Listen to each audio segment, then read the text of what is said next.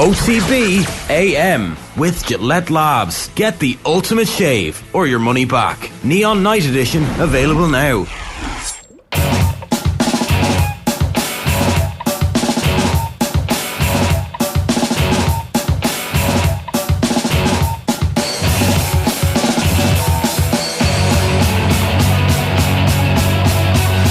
All right, it's Wednesday morning and it's bang on 7:30 and you're watching OTB AM. We have a full house in studio for you this morning. Shane's here. Good morning, how are things? Adrian Barry is here. Morning lads, how are you doing? All the way in, Adrian, how are you? Good. Listen, I got the invite here and I'm not like a Murphy style who'll be like, just crawl out of bed and throw the camera on at home. So make the effort like. Oh, fair enough. That's a shot fired. Yeah, well he's not here to defend himself either, True. Which is always the best shot to fire. Does everybody know where Nathan is? Does our audience out there, does the rest of the world know where Nathan is? I mean, I have a strict non-disclosure of where people are on their holidays. It's their private lives are their private lives. But Nathan did manage to get the family to go on holidays to Augusta. This is one of the most remarkable achievements that any human being has ever managed in their lives. We're going to the States. Oh, that's an interesting time to go. What's going on? Oh, we'll like take in all the sites. We'll do the whole continent. I just have to disappear to Augusta for 3 or 4 days. And he's got tickets for today, it must be actually, the practice day. So, and then he's also got the option if he wants to go over the weekend, he can just turn up over the weekend. So his calendar must be pretty free, I would think. And you say tickets like it's plural, but I don't think anybody's going with him. I think he has tickets for multiple days. Yeah. It's not a family affair. Nathan would be the type who would cry driving down Magnolia Lane, wouldn't he? Like there's a certain type of human being who, for the first time driving down there, would absolutely cry. Do you drive down, if you go in and there's Joe Punter, I think you probably get shuffled in a side entrance and it's like, Disneyland style, sort of like a secret Nathan entrance. Would go on like he's not Joe Punter. He'll be like, you make a good point. I'm Ireland's most famous broadcaster. Yeah. Put me in, coach. Sorry, we got sidetracked from actually the big news overnight, which is of course that Aston Villa are now in the hunt for a Champions League place, right? This is it. That's big news, yeah. Ollie Watkins is going to be coveted by all of the major teams who don't currently have a centre forward, which would be Manchester United and Chelsea in particular. City obviously, I think they're sorted. Arsenal probably sorted at the moment, but because there's nobody else who they'll be looking at after last night, is there? No. Unai Emery. No. Is that what you're saying? Like, no, Ollie Watkins is he's burying the Irish league, the big Bettystown shaped league. I thought you meant Aston Villa style. Unai Emery for Chelsea, Ger. Too late. He's found his métier. This is where he needs to be. The Harvey Barnes goal is going to get lost. Harvey Barnes goal was sensational. 3 touches. Yeah. The first touch was outrageous. But anyway, I know that's not what we're here to talk about, is it? No, Bertrand Traoré rescued from the Turkish Super League. Yeah. Comes off the bench, first touch. Indeed, he passes it right to him. There you go, mate. Have one. Yes, indeed. It always helps. Nothing else happened last night of any interest, is it? Liverpool 0-0. It was brutal. I actually had flicked over after the first 10 minutes. But the first 10 minutes was one of the most entertaining. Yeah. It looked like a 7-a-side game. There was goal-mouth scrambles at both ends. But apparently it was shite, was it? Most of the scrambles were around the Liverpool goal, I have to say. Chelsea could have been 3 or 4-0 up after that for 5 or 6 minutes. The first half an hour didn't get much better. They had a couple of goals ruled out, obviously, over the course of 90 minutes. How there wasn't a goal actually scored last night is beyond me. 2 very bad defences, it looked like. Can I say that I don't think... was the first goal ruled out correctly? Is that not... Does it... The handball from Havertz, was it? No, that's the second one. The Reece James one. Yeah. Yeah. He was offside. He was offside for the first movement. Did he touch the ball? For the was he? I mean, the way the rule's gone, I don't know. I don't really understand it anymore. But it looked to me, unless he touched the ball, in which case obviously he was interfering with play. But yeah, nothing else happened last night that we need to talk about. How are we 4 minutes in? We still haven't said his name. Evan Ferguson. We might as well say it. Come on. There it is. There he is, wheeling away with his back to goal, which he never actually faced, apart from maybe to celebrate the fact that the ball had gone in. It was a remarkable finish last night. Oh, instinctive. I think last night could have been... So up to this point, it's been bubbling. Like, people are paying attention to Evan Ferguson. That's blindingly obvious. He's been linked with every club that comes up, every manager. It's, every time he scores a goal, he's in commentary. The commentators are mentioning him again in the Chelsea-Liverpool game last night by way of, if they just had this guy out here last night. And so that is happening. But I do think we're moving into the territory. I think the goal he scored last night, the type of goal he scored last night, that you'll have a lot of owners, managers who have been paying a little bit of attention up to this point.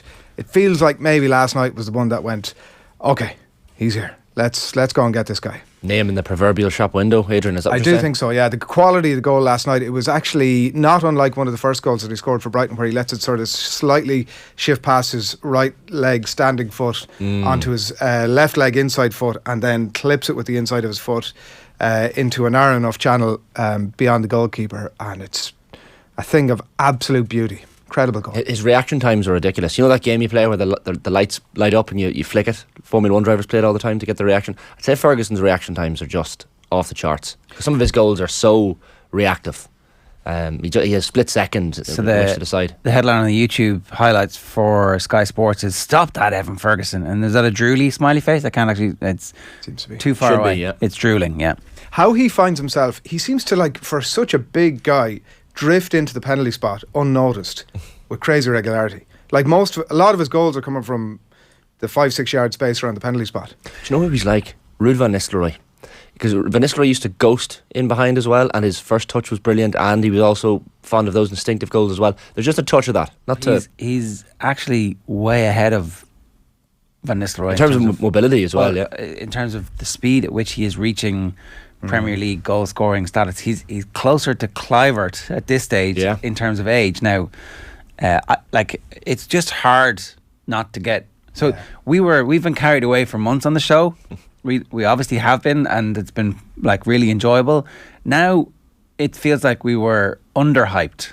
It feels like we weren't excited enough, even though we were literally talking about this every morning for about an hour. And I was like, we're just going to talk about Evan Ferguson for the rest of the show because it's so exciting. And like, I was going to bed last night going, should I give up supporting Villa and just support Evan Ferguson? It's at that stage now where you'd be like, we've got to go and see him play football. That's a great shot. Every week. Yeah. Do the thing that the kids do. Just start supporting a player. Do Ryanair have like an airport close to Brighton that they could start chartering flights? Remember, everybody used to go to Sunderland and stick on Sunderland jerseys for a little while. Garrick's not far from Brighton. You can go. I wouldn't get too married to Brighton, lads. Southend. The longer this goes on, I wouldn't get too married to Brighton. So he signed new terms when he turned 18 in October, if I'm right. And I remember we were talking to Andy Naylor from The Athletic, who covers Brighton, a few months back, and this was like, let's say he had scored 3 or 4 goals for Brighton at that point, and the talent was clear. And I remember saying to him, will they revisit his terms now and offer him new T's and C's as the new offers started to come in? How that hasn't happened already, apparently. It's London Gatwick is 26 minutes by train service and 35 minutes by road from Brighton. It's pretty quick. Yeah, it's we do direct. a team trip over. Very handy. AM from outside Brighton's ground. Oh yeah, we should do it actually. Not that the hype would have reached a peak by that point, but I think it will have. Get into a hotel near the ground, go and watch the game the night before. Hopefully it'll be a Thursday night game. I'm glad to have had the chance to meet and interview him before this all happened. I'm going to look back and go, Jesus, because that's only months ago, and he hadn't played properly. He hadn't. I think he'd come on for a few minutes against Lithuania maybe, and the hype was already starting. But then he started scoring goals for Brighton, and you're like, this lad. As an Irish football fan, right? Can I just call it out? What we're worried about is that we've another. I don't want to start naming names here, but we've another player who we are all on the hype train about, and it turns out that we are conditioned to believe that at some point the bubble is going to burst, right? Like, we've been here before. It's happened time and time again, and suddenly we're going to be like, oh no. I don't think it's happened to a point where somebody has continued to score goals after the first breakthrough, where it hasn't just been a flash in the pan. Nobody has had it over a sustained period of time. And also, the thing about Ferguson is that he's already been injured and come back from injury. Like, he's already had the bits, and they're managing him properly. I definitely think that he should stay with Brighton for like as long as he possibly can. Brighton's well-run club. They obviously have a brilliant scouting system. They obviously know exactly how to work the global transfer market at the moment, and he should stay there until he is scoring 20 league goals a season. And at that point, the world is your oyster. But at that point as well, you're never going to a team to be a sub or not to be the number 9 that they're buying to win a league. Yeah. And look, he's obviously been brilliantly managed so far. It's the reverse Cleveland Kelleher experience, isn't it? It's like, I'll go to the big club have been in for me, and that's I'm not throwing shade at Cleveland Kelleher. It's a tough gig as a goalkeeper. There's only one gig going, and that's it. But it is the reverse. Evan Ferguson had that option, so and that's why I really appreciate the head that's on his shoulders and the people around him, because Liverpool and Brighton were both in for him. And if you're a young kid from Bettystown and you're playing League of Ireland football and Liverpool come in for you, And Brighton come in for you. Very hard not to go. 100%. Now, obviously, maybe he would be in the team with Liverpool and they wouldn't have spent all that money on Darwin Núñez or whatever. Shruti says OTB the least reactionary show. It's obviously tongue in cheek, but I would just point out that we've been reacting like this the whole way along. Yeah. We've been carried away from the very start. We've been on this hype train a long time. We've been blowing this guy out of proportion since he scored that League Cup. Was it League Cup or the Cup game against Forest Green? We've been aboard. He's just ridiculous, and the goals have been going from as you said, these are the types of goals that get noticed by, because we've often been thinking, are we shouting into an echo chamber here when it comes to Evan Ferguson, or are the English pundits and media still talking about him? But it turns out they completely are. So as you said, Ger, I hope he stays put at Brighton for a while, because the goals are just really starting to come now in a more regular fashion. Adrian, you've done some work on this. I do my list. So I thought last night when I saw the goal, I thought, Jesus, he's scoring an unbelievable quality goal. And of course, Ger, I've been on panels before to select the goal of the year. I was on the Republic of Ireland panel a few years ago to select the Ireland goal of the year. Did we score 3 goals that year? It was slim pickings. I'm not going to lie. There was very slim pickings. It was the under 12s. Yeah, it wasn't a long list, and it wasn't a list of quality. And so I started to think, well, his list of goals already is crazy, and I have 8 here from his senior career. I've included the Ireland one in the long list, and just sort of I think it's time to that's the meat and the bones of taking stock of exactly where this guy is at and the quality goals. So 8 goals in total. That one against Forest Green, which was a bit like last night, slides through the legs, inside of the boot and past the keeper. His second goal was against Arsenal, the Premier League. Do you remember that? He bullied Saliba off the ball, slides it under Ramsdale. Very cool finish. A different type of goal, I think, from Evan Ferguson. The fourth goal takes up great position, but it's a tap in against Everton. That was started January. Then it was that header. Do you remember that one against Leicester? Oh yeah, brilliant ball from wide in the left. And another unseen run into the box and that header across the goalkeeper. Back post run and a tap in again, but again it was all about the run of the position. Matoma ball, that was against Stoke in the Cup in February. Then there was Grimsby in the Cup 2 weeks ago. McAllister ball in, sort of an awkward height, manages to take it down. Great control, great touch, slots it away, scores a second in the same game where he picks it up in the edge of the box, and another just quality, neat finish. There was a stab, the Ireland goal, of course. I'm calling it a stab home after Obafemi puts it back in from the end line against Latvia, and then last night. So from that, I'm going to give my 3-2-1. And I'm going to start with number 3, which I'm going for his second goal, which is the one against Arsenal in the Premier League, where, as I said, he bullies Saliba off the ball under Ramsdale. And it also gets in there because of the quality of the opposition that he's playing. So that's number 3. In at number 2, I'm going for last night's goal. Again, sneaking into that sort of unmarked position, ball across, back to goal. Which is a bit deceptive, I think, for defenders and for the goalkeeper, because you're going to think, well, he's got his back to goal, so at the very least he's got to take a touch, maybe take a turn, and he just deceives everybody all around him. And even the quality of the placing of the finish is off the charts. And it wasn't needed to, because he had already beaten the keeper, but the ball last night goes into the side netting. Yeah. It's absolutely bonkers what the guy is doing. So that's number 2. And number 1 on the list of Evan Ferguson goals so far is that header against Leicester. I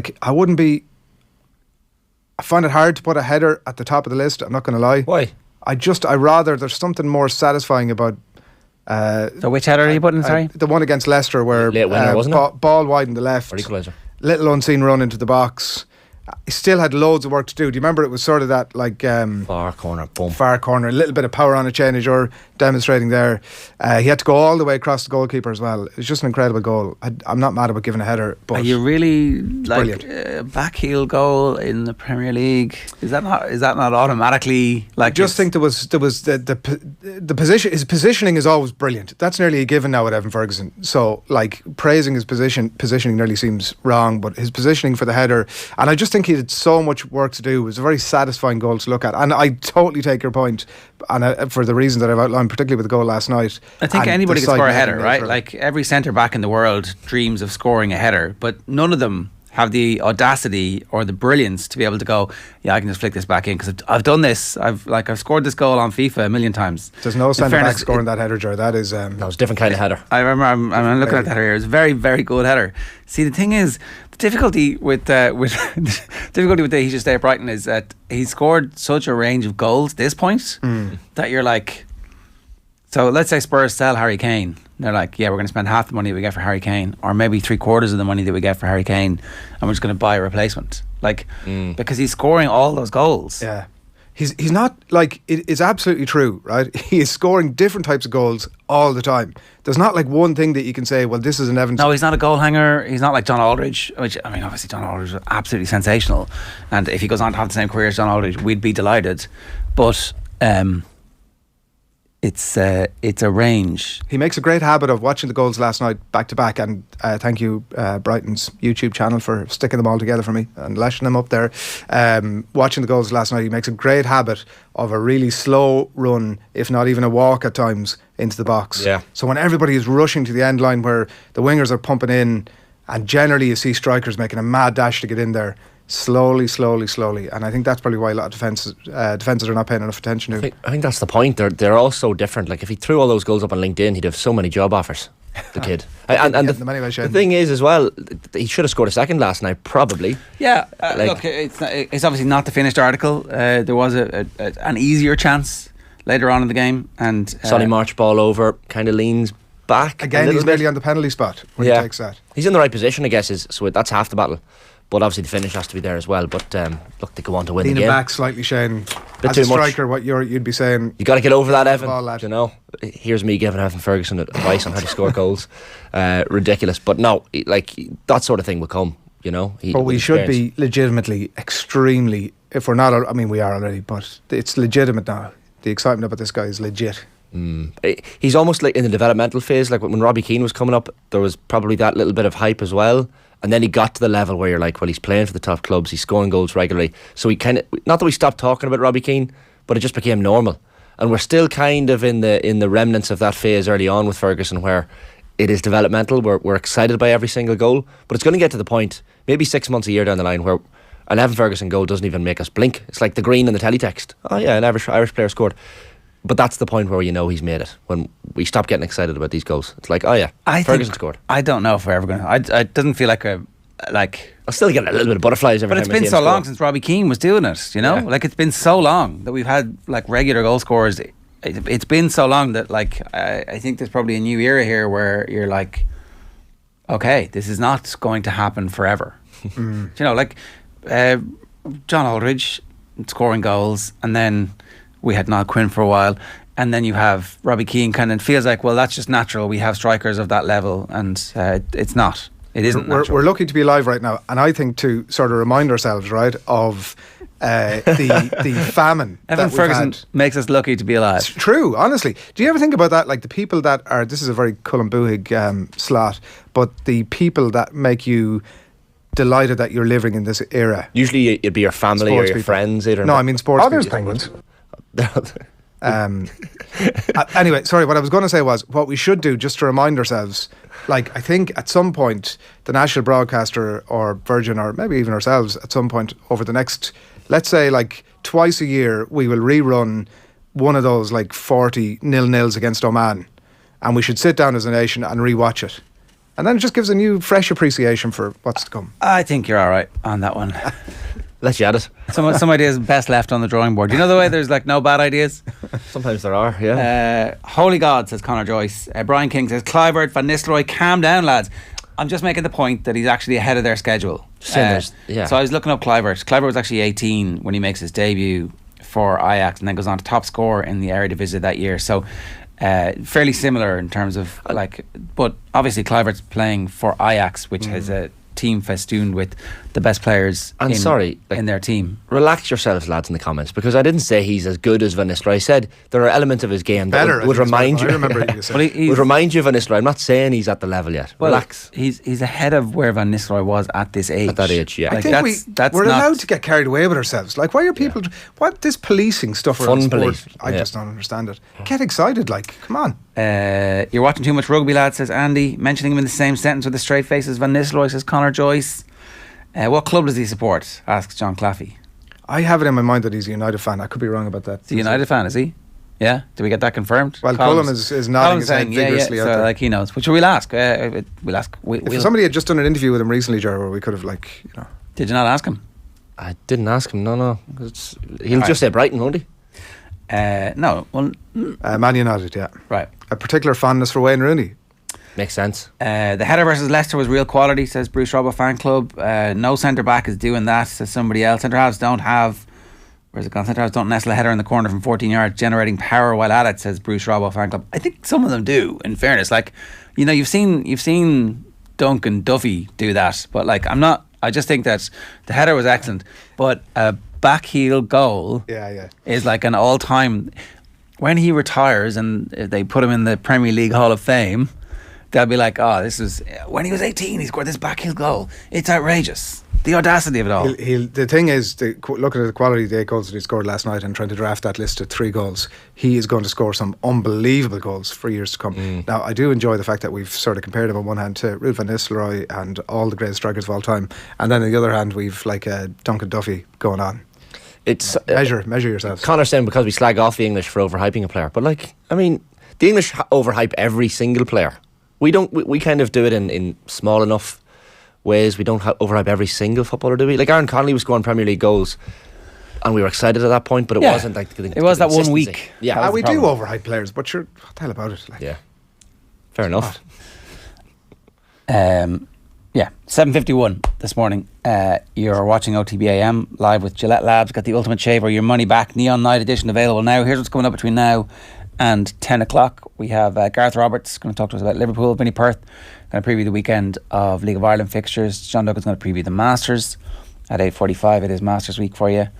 In the next hour after that, we have Meabh de Burca, former Ireland international, talking to us about the back-to-back fixtures against the United States. We'll also have Kathleen McDonnell in studio for that one, and we'll play some Dan McDonnell goodness from last night. So, Leinster play Leicester on Friday evening. Adrian, what is your level of fear / excitement about this?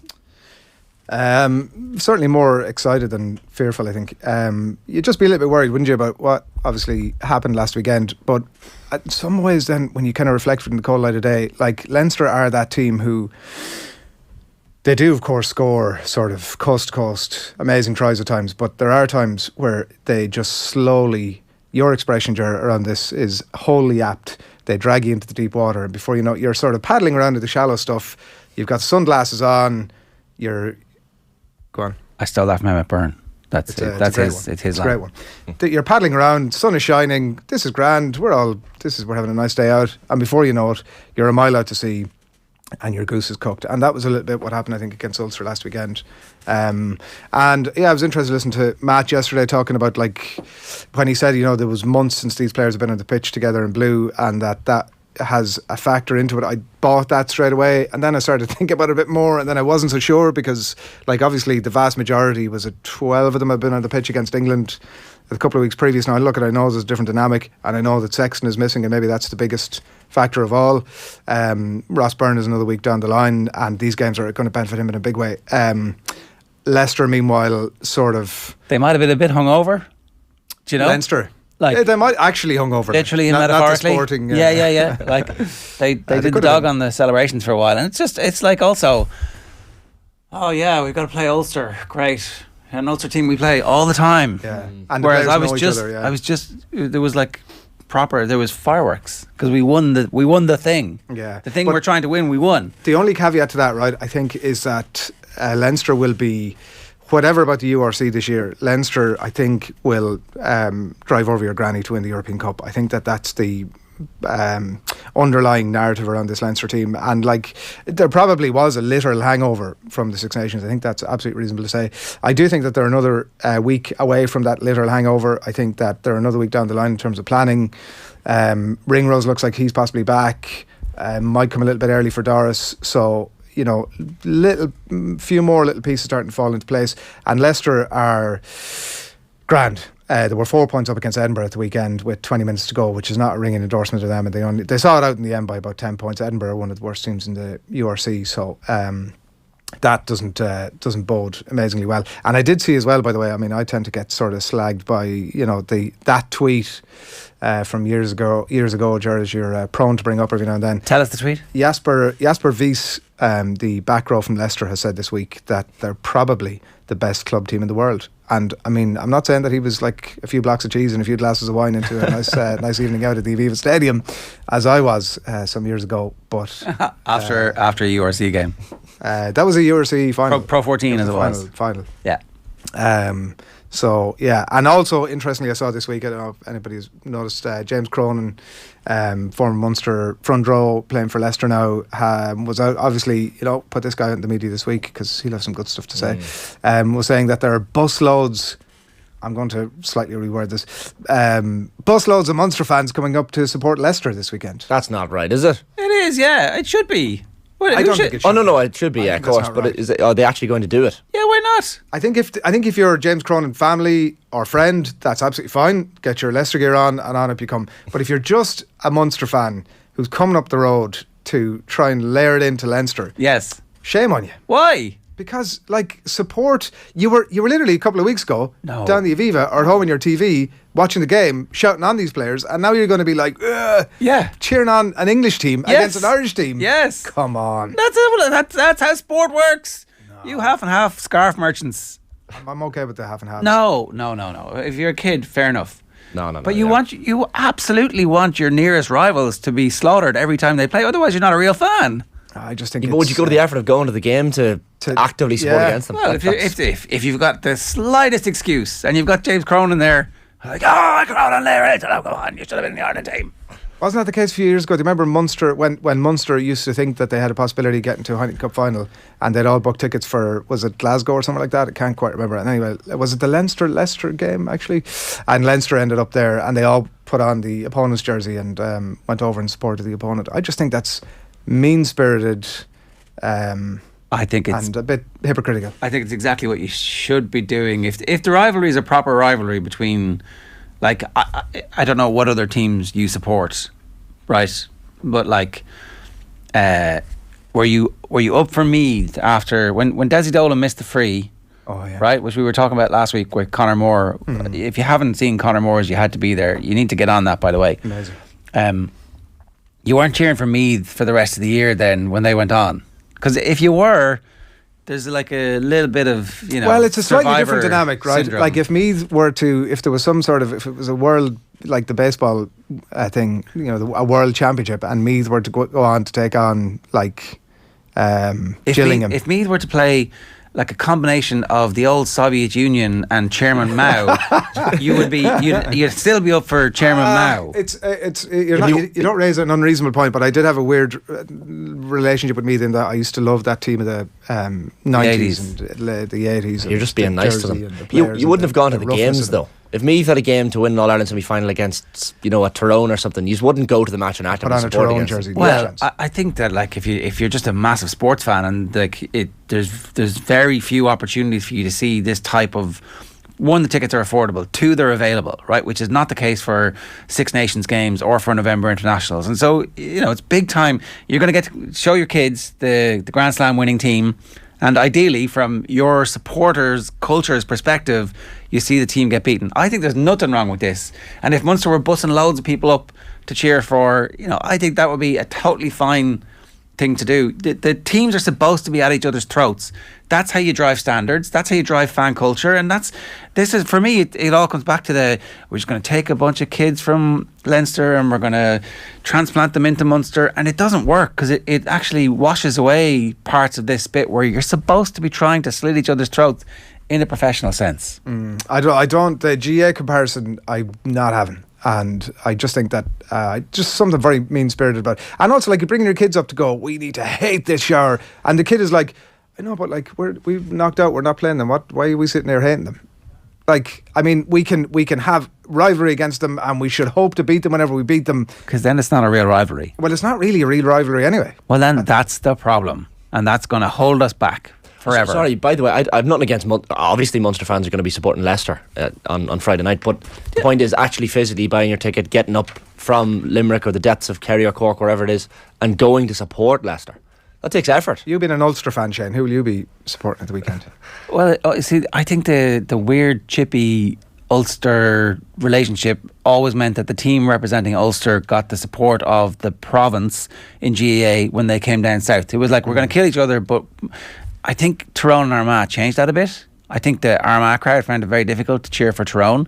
And were the Galway fans always cheering for Mayo in All-Ireland finals? No, definitely not. So were they actively supporting whoever it was? I would say so, yeah. Right, so what's wrong with that? What's the difference there? Nothing's wrong with that, but they wouldn't go to the matches. Well, with the there's jersey loads on. of There's jersey on TV. The jersey on thing, you made that up, right? That's just well, this is what I think James Cronin was. And loads of them would go to the games because it's an All Ireland semi-final and final, and you're just a fan, so you're absolutely going to those games. But like loads of people are, and if you live in Dublin and it's easy for you to go, you're absolutely going to the game.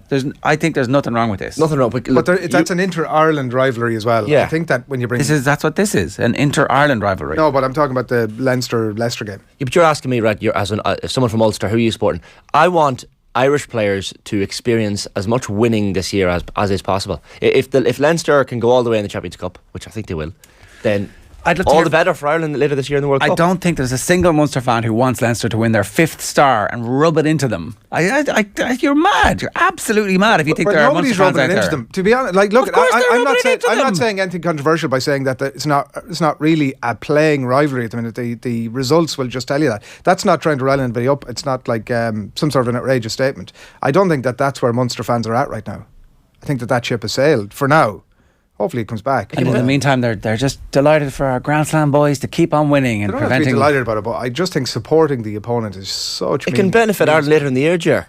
Including Munster fans. They'll be as happy as anyone if Ireland can win a World Cup. They won't. They'll be complaining about the lack of Munster representation, which we've just seen. Anyway, I'd love to hear from the Munster fans. Leinster or Leicester this weekend? Who you got, folks? You can text us 087 9180 180. You can leave a WhatsApp on that if you want, or you can get in our YouTube comments right now. Team Munster, Team Leicester, Team Leinster. Who are you for? Right. Up next, we're going to be talking with Gareth Roberts about the situation in Liverpool. In the meantime, in the ad break, you're going to hear the latest from the Football Pod, where Paddy, James and Tommy talked about Conor Callahan's influence. The Football Pod is in partnership with AIB, proud sponsors of the Football, Hurling and Camogie All-Ireland Club Championships. Check out the hashtag #TheToughest for more. OTB AM. The Sports Breakfast Show from Off the Ball. OTB GAA. I've decided the only man to save hurling is Joe Canning. Right, you're calling for that now. But wouldn't it be ideal? He's had a nice time, you know. He's been on the couch at the Sunday game. Well, he's been travelling the world. Wouldn't that, Let's be having you, Joe. Save the hurling season if Joe was parachuted back into the Galway team for the season? And Stephen Cluxton, who are you? Subscribe to the OTB GAA podcast feed wherever you get your podcasts. If Colin gets that much ball, he's like Clifford. That you could be doing absolutely unbelievable on him, but he's still, if you give him 4 or 5 goes at it, he's going to get by you. O'Callaghan, the two best things he does for me, right? First of all, he's unbelievable at presenting for a kick pass. Like, he'll always be the correct side of his marker. He'll always catch eyes with the kicker at the right time, and his hands, even over his head, his hands are brilliant. Oh, he's a pig. So he presents perfectly. And secondly, as soon as he collects it, right, be it from a kick pass or a hand pass, he faces his man straight away. So he almost does that basketball turn where he's facing away from the goal, but he spins around to be facing his defender straight away. And that allows him to just skip by because he has unbelievable power then off the first step. But you know, there's some players, they'd be getting a kick pass and they'd almost go back the way they came after catching it. Run a loop, like. Yeah, run a loop. You're never going to get around the man when you do that. So when he gets it, he stops dead and faces his man up straight away. So dangerous. You're horror out to mark, like. It wouldn't give you a second. Like, if he's the ball in his hands, he's like, and you know what, right? And this is, I always make the difference between himself and Clifford.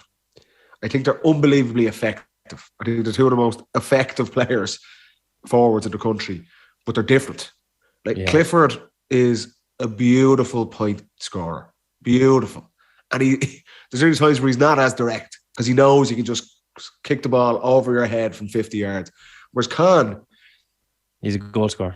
Con's a goal scorer. So in his head, he's not even thinking, even when he probably should just clip a point, he is thinking, go. OTB AM with Gillette Labs. Get the ultimate shave or your money back. Neon Night Edition available now.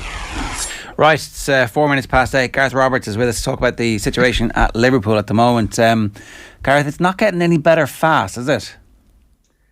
It's not, no. It's an absolutely grim season. There's no way of painting it any differently, really. 14 defeats now in all competitions. Obviously on a run currently of 4 games without a win.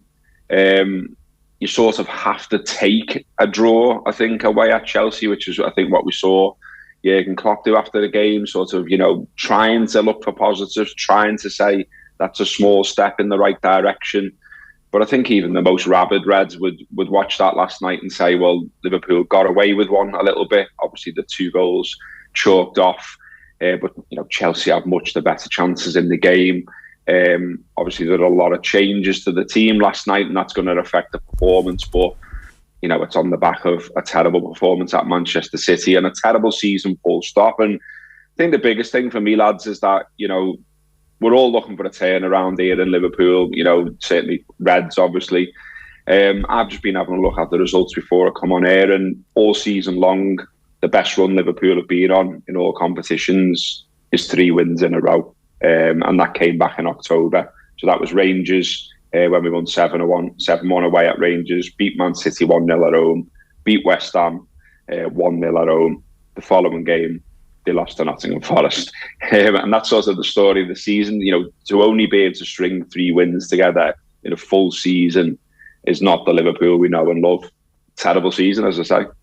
It's the lack of consistency, Gareth, isn't it? Because it felt like that 7-0 win against Manchester United was a turning point in many ways. You thought, right, things are starting to click here in across the course of 90 minutes. But then you have the Bournemouth game. You lose the following 3 games, albeit 2 of those are against Madrid and City. But it's just the lack of consistency generally that is the most disappointing thing.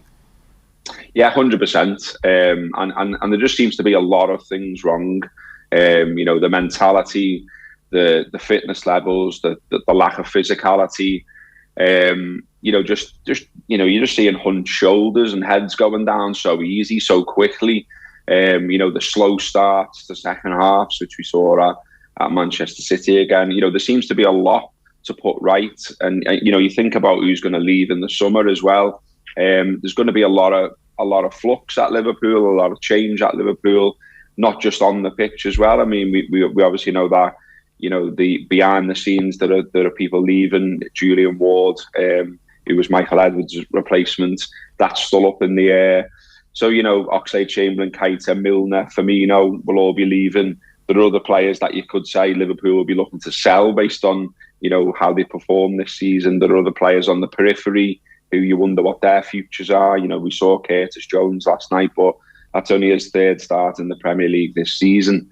Only 8 appearances in the Premier League all told. So, what does the future hold for him? He didn't exactly pull up trees last night to suggest, he's staying around either, perhaps. So there's so much up in the air, and you look at the league table. Liverpool 8th at the moment, but Brentford playing tonight. If they get a draw, they go above Liverpool. So Liverpool then down to 9th, of course. So 7 points off 4, 10 games to go.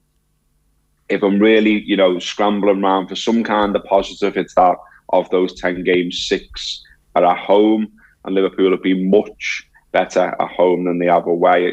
We all know by now that that's where Liverpool's real problems are, and Liverpool have been performing as they should really at Anfield. They're the 3rd best team at home in terms of Premier League results this season, but away from home they're the 12th best team, and that shows you the real disparity how they performed in Liverpool and on the road. Why do you think they're so inconsistent? I mean, like I said a second ago, really, there just seems to be a lot of reasons. One thing that I was thinking again watching the Chelsea game last night is they're just so easy to play through, so easy to get through. Now, is that the midfield, which a lot of people are blaming? Is that the age of the midfield, the lack of legs in midfield, the lack of a consistent lineup in midfield? Probably. But what sort of confused me a little bit, worried me a little bit, is I kind of think if you're in a bit of a rut, which Liverpool have been many times this season and are currently in one again, shouldn't you be doing something slightly different with the setup and the tactics to say, first and foremost, lads, let's be solid. And Liverpool haven't been that. The machine is broken down, if you like. The system hasn't looked right, hasn't worked.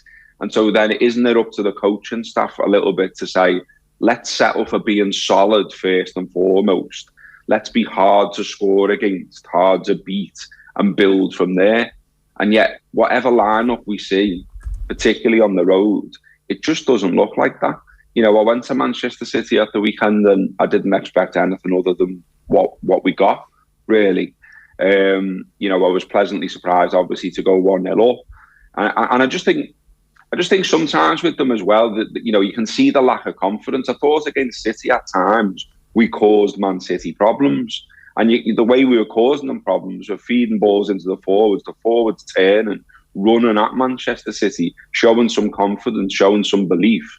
And when they did that, City looked a little bit worried. But they didn't do that enough. Too many times the balls were safe, or they were coming back again, or they're putting themselves under pressure. So there's, it's a huge collective mental problem, I think, now. And I don't know how you suddenly press a huge reset button in the summer, other than you now bring in significant numbers of new players. And that's what most Liverpool fans are now calling for. That's what I'm calling for too. And I suggest that's probably what Jurgen Klopp is calling for behind the scenes. I mean, he said in a press conference the other day, didn't he, that we will spend in the summer. What that spend is on and how many it's on, he wouldn't reveal. But, I think most of us Liverpool fans are saying it needs a good few now. 2 or 3 in midfield. Maybe some 1 or 2 in defence too now as well. So yeah, there's a lot of work to be done now at Liverpool, and I don't really think you can sort of say we can rely on this group again, and it's just a little sprinkle of something in the transfer market. This is major surgery now. One of the things that's been clear is that Klopp has been, obviously a lot of managers got sacked, and so he gets asked about it and he answers the questions and he's very open about it. But he keeps saying that, like, if it wasn't for all the trophies, I would have been fired by now, or I wouldn't be around here if it wasn't for the success we've had. And look, it's a very straightforward, honest answer. It's just that I can't remember him talking before about not being at the club as like part of the answer. It's maybe I'm reading too much into it, but it's a subtle enough shift in the use of language, it seems. Yeah, I know what you're saying, and I think as well, we all do it, don't we? Perhaps we shouldn't, but if you look at the body language of Klopp, if you look at just him, he looks like this is getting to him, and I'm sure it is, because he's a passionate man. He's passionate about his football, and that's one of the reasons we've loved him at Liverpool all this time. He's brought success to Liverpool. He's finally broke that duck of not winning the title, and he will be forever loved at Liverpool, however the rest of his career here unfolds. But you can't help but worry. If you're putting everything down on paper, you're having a good think about it, you're looking at the results across the course of the season, you're looking at the squad, you're wondering what might happen next season, you're looking at all the other clubs who are Liverpool's potential rivals, and there are now more of them, obviously, because Newcastle are on the scene. Newcastle will spend again. There's no guarantees even next season that Liverpool are right up back in the mix, really, because Liverpool can't control what the other clubs are going to do. And again, Jurgen Klopp's an intelligent man. I'm sure he knows all that. And so what he's saying, yeah, it is a little bit depressing to hear, really, that he's saying, well, we've got to think about history, we've got to think about the past, otherwise maybe I'd be gone as well. I think you've got to say that, if we have another season like this one, the support for him will dissipate both inside the club and in terms of fans. And look, we all want to say as fans that we are right behind the manager. We love the manager. I am right behind the manager, and I do love the manager. But ultimately, Liverpool are a big club. They expect to be up there. They expect to be challenged and things. And when they don't, and when it looks like they fell off a little bit of a cliff, which they have this season, if it repeated again next season, of course the manager's job will come into question, no matter who he is. Gareth, I was interested to see how many changes Jurgen Klopp made to the team last night, like 6 in all. I know the Van Dijk one was enforced, but Jimmy Carragher did a very interesting piece of analysis the other night in which he pointed out Andy Robertson getting pulled out of position almost by Riyad Mahrez at the weekend. Was dropping Trent Alexander-Arnold and Robertson a statement, do you think, by Klopp, or is that reading too much into it? I think I think it could have been a little bit. Maybe it is a little rocker for the pair of them. Maybe it's as simple as they're just, they're tired physically and mentally, which I would say they definitely are. I think a lot of people have been saying for a while that perhaps, even just deep down in the psyche, not some kind of cocky thing, not some kind of problem, but, perhaps there is a comfort zone for those two in that they know they're getting picked every week because they've been so brilliant for Liverpool. They've hit the levels for so long. They've been so central to Liverpool winning the trophies that I mentioned before. So, maybe, because when people say you can get comfortable because you're getting picked every week, I think people think of that as a really negative thing, like, almost, the attitude stinks and it's because he's a footballer and he's on loads of money. But just like I'm saying more deeper in the psyche, something you're almost not aware of, like, well, I'll be in next week anyway. So maybe there is a little bit of that to say, well, no, there isn't just, well, maybe next week anyway, I'm dropping you now. You're not at your level. It would enable them to have a little bit of a chat with the pair of them maybe and say, well, look, we need to look at your performances, how easy it was for Manchester City at the weekend and things like that, because, you mentioned Roberts on one side, obviously Trent the other, didn't exactly cover himself with glory in that game either. And that's been a little bit of a pattern. So, yeah, I think a statement, maybe not, but just maybe an opportunity more to be able to speak to the pair of them and an opportunity for them to rest ahead of the weekend because, given the disparity in the records of home and away, like I said before, bizarrely, I think, I fancy Liverpool at the weekend. And I heard Jamie Carragher say something similar, I think, on Monday night and felt like, Gary Neville was ridiculing him a little bit. But Liverpool's record at home, as I said earlier, that backs the idea that they could potentially do something. And that is where they beat Manchester United 7-0. That is where they beat Manchester City 1-0. They've been pretty good at home. There's only sort of Leeds United, which was a terrible game back in October, and obviously Real Madrid, who've come and won this. So, I think Arsenal will fear it a little bit. Arsenal haven't had the greatest record at Anfield, and even though they're flying and going for the title, I think it'll be a tough game for them on Sunday. The players who got dropped last night, do they all come back straight into the team given the quality of performance from their replacements wasn't at the level that it would need to be for everybody to be worried? Is it, or is the whole point of dropping them that they don't automatically get back in? I think maybe the point was that some of them show, some of them do something, some of them, put a bit of a marker down, but I didn't think it was a great performance at all. It was a terrible watch, I thought, so for all the neutrals, I'm sure they didn't particularly enjoy that game. It was just sort of two blunt objects smashing into each other really for most of the 90 minutes. And I don't think there was anyone really there starting in the Liverpool side who you can say put in this superb performance and has now twisted the manager's arm up his back, ready for Sunday. I think, it's just back to square one, picking the best side. Obviously, he's got a little bit more time now to maybe do something with them and maybe they show a reaction as well on the training ground now, because obviously it was such a quick turnaround from City at the weekend to this game last night against Chelsea. There's almost nothing you can do there if you factor in travel and rest and stuff like that. So I think that was maybe one of the reasons for the changes as well. I think he's just looking for Liverpool to be fresh again, the first team that we expect to pretty much see, and to go at Arsenal, to be more like the Liverpool of old, to pressure Arsenal, and to make it difficult for them. And it's a late afternoon game. They tend to be good atmospheres at Anfield as well, which I will always bang the drum to say those things play a part. So yeah, I expect a different performance on Sunday from Liverpool to what we saw last night and what we saw last weekend. Are we entering a situation now where in the summer there's nobody that could be sold, where the Liverpool fans will be like, oh, you can't do that? So if Salah gets sold, if Virgil gets sold, maybe Alisson might be the only one who everybody will be like, hang on a second, what are you doing here? But other than that, it feels like there's a window of opportunity here for everybody to be sold, and Liverpool fans will be like, well, we just have to do something. Yeah, I mean, I think the opportunity to go a little bit left field with it is certainly there, and yeah, you make a valid point. I mean, I don't think people would be happy to see Salah go. Obviously he still managed to score a significant number of goals this season, albeit that he's not quite hitting the levels we've seen him hit in the past, but that's probably more down to the collective than the individual. But, the surgery is such that is needed, like I mentioned before, that, if a huge offer came in for Salah, and he's 30 years old, let's remember, then maybe there is an argument there to say, well, this is how we're going to get back to where we were. This is how we're going to hit those levels again. And obviously Liverpool did something similar with Coutinho, went and reinvested that money, and then that, that led to a period that, Liverpool fans will look lovingly at for a long time. So, I think there's no player really, apart from the ones that have come in, obviously, the likes of, Núñez, Diaz, Gakpo, the likes of those players. Obviously, that is the next Liverpool. I mean, people keep saying, about a rebuild. A rebuild is already happening. There are already players in that will be part of, Liverpool Mark II under Klopp, if you like.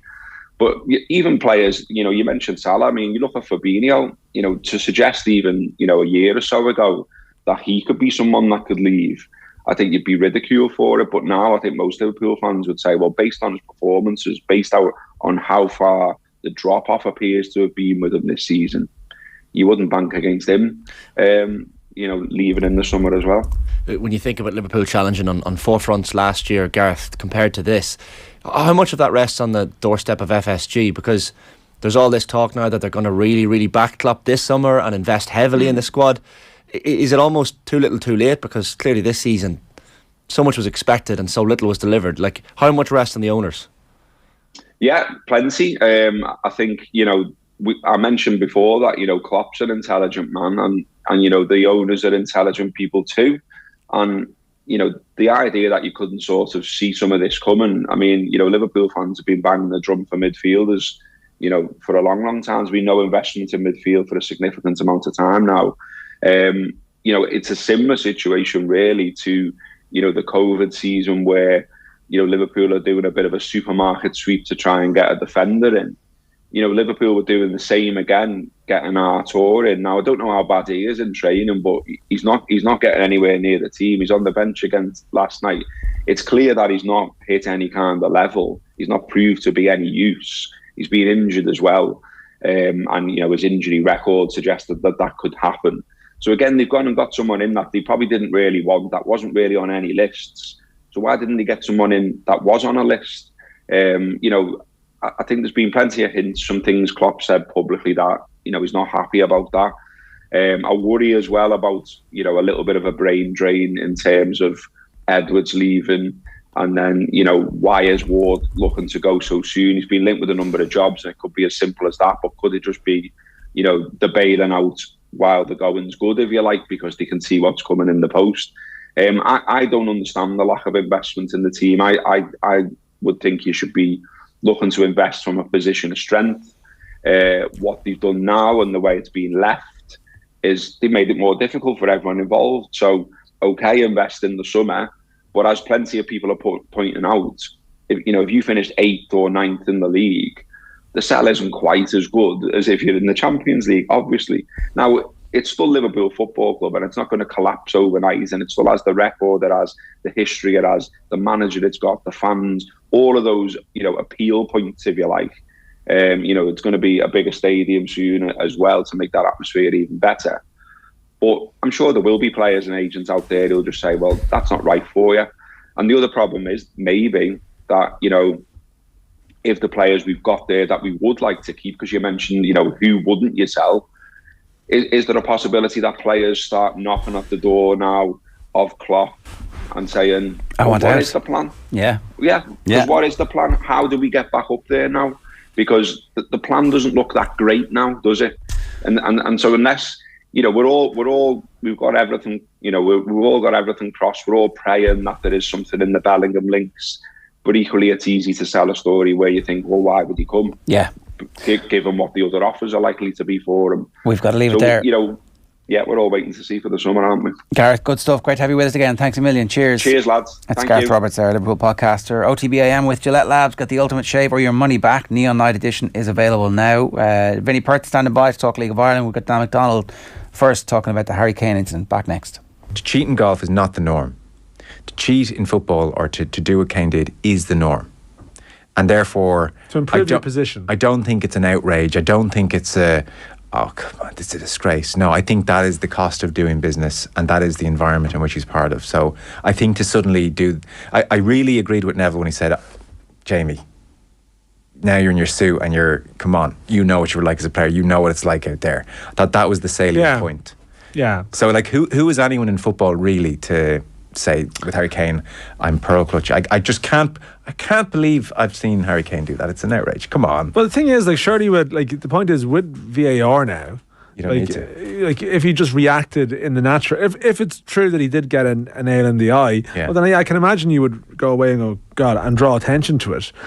He's a pre-VAR man. He was schooled in the days where he's old school. Yeah, he had to go down. He's old school cheating. Yeah. So maybe we were wondering on the news round, would the newer generation in the VAR, who've always had VAR to rely on, they don't have to go down anymore. Maybe it will stop. It's just like, pointing to like a sort of an imaginary camera in the distance when they feel pain. I'm not so sure. It was definitely caught the imagination. Right, 25 minutes past 8. Vinny Perth is with us. Vinny, good morning to you. Good morning. How are we doing? We should start with Rovers because it was important that they finally click. Stephen Bradley was saying that he knew the performances had been good up to this, and that the difference was that they were actually taking their chances last week against Dundalk. Was the difference not that they didn't have a man sent off and the opposition did, though? I suppose the answer is yes. To be honest with you, the first 25 minutes at Dundalk were probably the better side, to be fair. Dundalk played quite well. Then the sending off changed the game, albeit Rovers were winning at that stage. So it's one of them where I've been saying for a while, I think Rovers have been playing really, really well, but ironically up until the sending off, I think Dundalk were playing the better. And I think to sum it up, Dundalk have played better this year or played worse and won, and Rovers have played better and lost or dropped points. So it was a strange game. The sending off changed it to a point, but to be fair to Shamrock Rovers, they were winning 1-0 at that stage. There is a possibility that we look back on the early part of the season where Rovers had those sending offs and difficult results, and it just looks completely out of character for the rest of the year. And a season can turn so quickly where they had no confidence because they weren't getting results, even though the performance was good. And now, off the back of this, they score 4 and a dam is broken. Yeah, it feels that way. I also think their bench the other night was Gannon, Lopez, Finn, Watts, Burke, Aaron Green, and young lad Poom, who looks a hell of a good player. And they've left him out in a couple of away games because getting to another league. So they had a real strength and depth. It felt like it was a real, as you said, the dam opened the other night. It felt the real Rovers are back to me watching the game. Now, I was watching it back after the result, but it felt like it was a real sort of statement performance and result. And I would say I think they'll kick on from here. Albeit a difficult game this week, but I think they'll kick on from here. And they looked the real deal for me on Friday in terms of how they won the game. They've been threatening that though, haven't they? Like they just, as Stephen Bradley said after the match, they just took their chances for the first time. Like they've had games where maybe they could have had decent wins, but just couldn't put the ball in the net. Yeah, the only thing I'll say is, to be fair to Dundalk, they were down to 10 men, and then once that happened, and Dundalk had Pat Hoban missing through injury late in the day, so they weren't overly tested because of the two of those issues. So we'll see. It looks like I feel they've turned the corner. I said they would, and in many ways you sort of hope they would. They're the best side in the league, I think. So it looks like they've turned the corner. But look, they have conceded 4 against Cork. They have had men sent off, and it's hard to argue with some of those decisions as well. They have misperformed at times. They have let Pats into a game where they should have won it comfortably. They have let Derry beat them in Tallaght as well, so they have opened the door for other teams, and it's made for a better league, I think. Definitely, yeah, it definitely has. So if it had been possession at this stage, it would have been, obviously Bows and Rovers is always going to sell out, but it's now it's on Virgin, and there's a big game feel about it. Yeah, and it's really important for the league that. It would be great if Rovers put in a good performance for the league and still don't win this game, just so that everybody's like, oh, there's going to be a long form reason to focus on this, and it's not going to be a procession. Yeah, and I think it's crucial that every opportunity we get to showcase the league, sometimes I'm critical because it's very easy to be everything is great in the league, it's brilliant, it's fine, it's great. I think some people are guilty of that. I think we've got to call out what we see. Just because grounds are selling out in 4,500-5,000, like there's still so many parts of the game to improve, and we all know. Like I was in Tolka Park the other night, so Derry City fans, and I've said it before, they're brilliant away fans to sit beside and listen to them. They travelled for 3.5 hours. They stood on an open, and anyone that was in around Dublin on Friday night, they stand on an open terrace, and effectively, you could have had a fire hydrant hose poured on top of their head. That's how bad the rain was, and they stood there for 2 or 3 hours.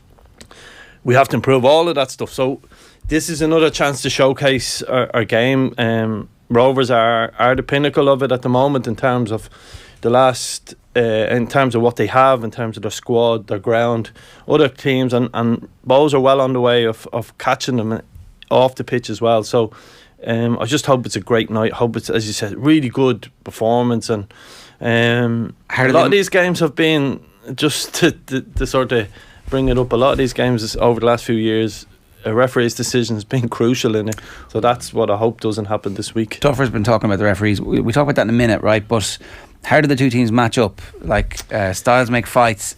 Yeah, I think it's perfect. The Rovers will play the normal system with their sort of 3-5-2, whatever way you want to call that, with probably Gaffney up front with Johnny Kenny, who's starting to find his feet. Johnny Kenny, 21 international at Celtic. A lot of Irish players have really struggled at Celtic, but Johnny Kenny has really, really impressed me since he's come back, and he's playing week in, week out. His movement for young players interested in football, his movement off the ball is exceptional. He goes in behind a lot, and it's something that you say to young players, go and watch Evan Ferguson, whatever, English players, but sometimes when there's one in front he's staring at you, I think it's important that people can watch him. So he's been excellent. Gaffney will cause Bowes a lot of problems. He operates up front, but falls into that sort of left position, and Rovers are really strong in the middle. But I've been saying it here for a while, I think Bowes' recruitment, particularly in central midfield, has been really good. McManus in midfield looks a hell of a good player. Adam McDonnell has given him huge energy in there. I imagine Flores wasn't playing the other day. I don't know what the injury is, if he makes it. And obviously Búrca needs to come back into that sort of midfield for them. So I think the midfield area is crucial for Bowes. So that's where the win and losing the game is. We spoke about Johnny Afolabi a couple of weeks ago. He's really hit form. He looks like one of those strikers who's really frustrated because he wants to score more goals, but he's playing exceptional and giving them a real sort of platform. And one sort of player to watch, has that bit of magic, particularly in big games, is Ali Coote on Friday. His form has been exceptional for Bowes, and he could cause Rovers a lot of problems. You mentioned Poom as someone who hasn't been put in by Bradley for away games. Understandably, I guess, as you say, trying to get used to the league, but a lot of the new signings, and I think we spoke about this earlier in the season as well, he wasn't throwing them into the big games because he was like, well, let them sit in the bench and watch. Is that still something that Stephen Bradley's kind of sticking to? I think there's a couple of things. Yeah, I think he has done that a little bit with Poom, but someone like Richie Towell went up to Oriel Park and was really, really good. Richie Towell played against Shelbourne at that time away in Tolka, and what was a heavy pitch. So there has been certainly there's certainly a bit of horses for courses. Yeah. Again, the pitches at the moment, some of them are difficult to play on. Tolka the other night, obviously the heavens opened up, but Tolka tonight was really difficult, and so yeah, it is horses for courses. That's why I said Búrca for Bowes a minute ago. What I meant was Buckley. Jesus, but Keith Buckley coming back into the Bowes team is like horses for courses. You could see he's been on the bench the last week or two. I think he's had a bit of an injury. You could see Declan Devine bringing him into that team, and there is a little bit of that, and people knowing the league, knowing the atmosphere, so he'll probably will go again with sort of the League of Ireland players. I know obviously it's a derby and all the fire and passion that brings, but is there a little bit of Bowes that is thinking, draw suit us fine, and does that seep into decision making on the pitch? How do you prevent that? Because I'll tell you how you prevent it. Bowes play Rovers on Friday and Derry on Monday. I think if they've two positive results, a win and one of them and a draw or whatever, I think you have to almost say with quarter of the season gone, they could do a Leicester City and win a league title. So it depends on your aspirations as a club and the manager. And I think if he sets out his thing, go and win this game, well, the rest could be history. So it is a big moment for them to say, we can do this. We can do this. Yeah. And I think it's not like, you know, in many ways, Rovers are the Man City of League of Ireland, but they're not that far ahead that a team can't come from the pack and catch them and overtake them. And I'd like to think that's the mindset of... I get the impression that's the mindset of Declan. I know him, don't know him that well, but I know of him. He's worked in around Derry and... I'd like to think he's thinking, if we get 4 points out of the weekend, we could go and win a league title.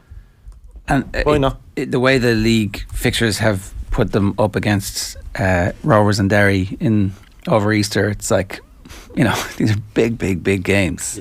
Yeah, but like, to be honest with you, as a coach, as a manager, as a player, what a weekend ahead of you. If you know you've no matter what, you're a League of One player, you're losing your Easter weekend. Well then, what's the second prize playing Rovers on a Friday and Derry on a Monday? It's not bad. How important is it that the game is on Virgin? That like there's an opportunity here if it goes well and there's a bit of sport. Now, look, it is a bank holiday, and so I don't know what the viewership figures are going to be like, but and I think the viewer figures aren't overly important in many ways because you've also got a huge game with Leinster on this weekend as well. So, look, I'm one that, albeit every bit of TV or exposure helps, I'm one that we have to get a house in order before we start banging down the door and complaining about RTE and TV3 not showing our games. We've got to get things a little bit better first, and that will come, all of that stuff will come naturally, I think. And I think clubs have started to do that. We're not there yet. So I go back to the first game of the season down at Turner's Cross, and I looked. And it's not that I look. The best way to put it is I spoke to someone from outside of the league who watches a lot of football. He's a scout for an English club, and he said the pitch looked terrible. So, what's Dalymount Park going to be like in terms of the visuals of it, all that stuff?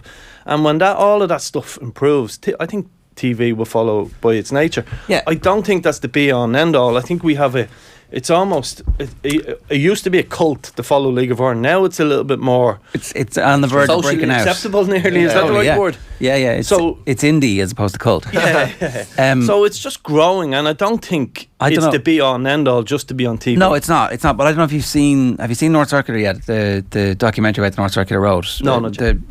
There's a scene at Bowes. I think it's a Bowes Rovers game actually. It is, yeah. And it's just stuff that I haven't seen on TV before, right? Now, obviously, it's a brilliant documentary maker who has lovingly crafted this, and so therefore it's art, right?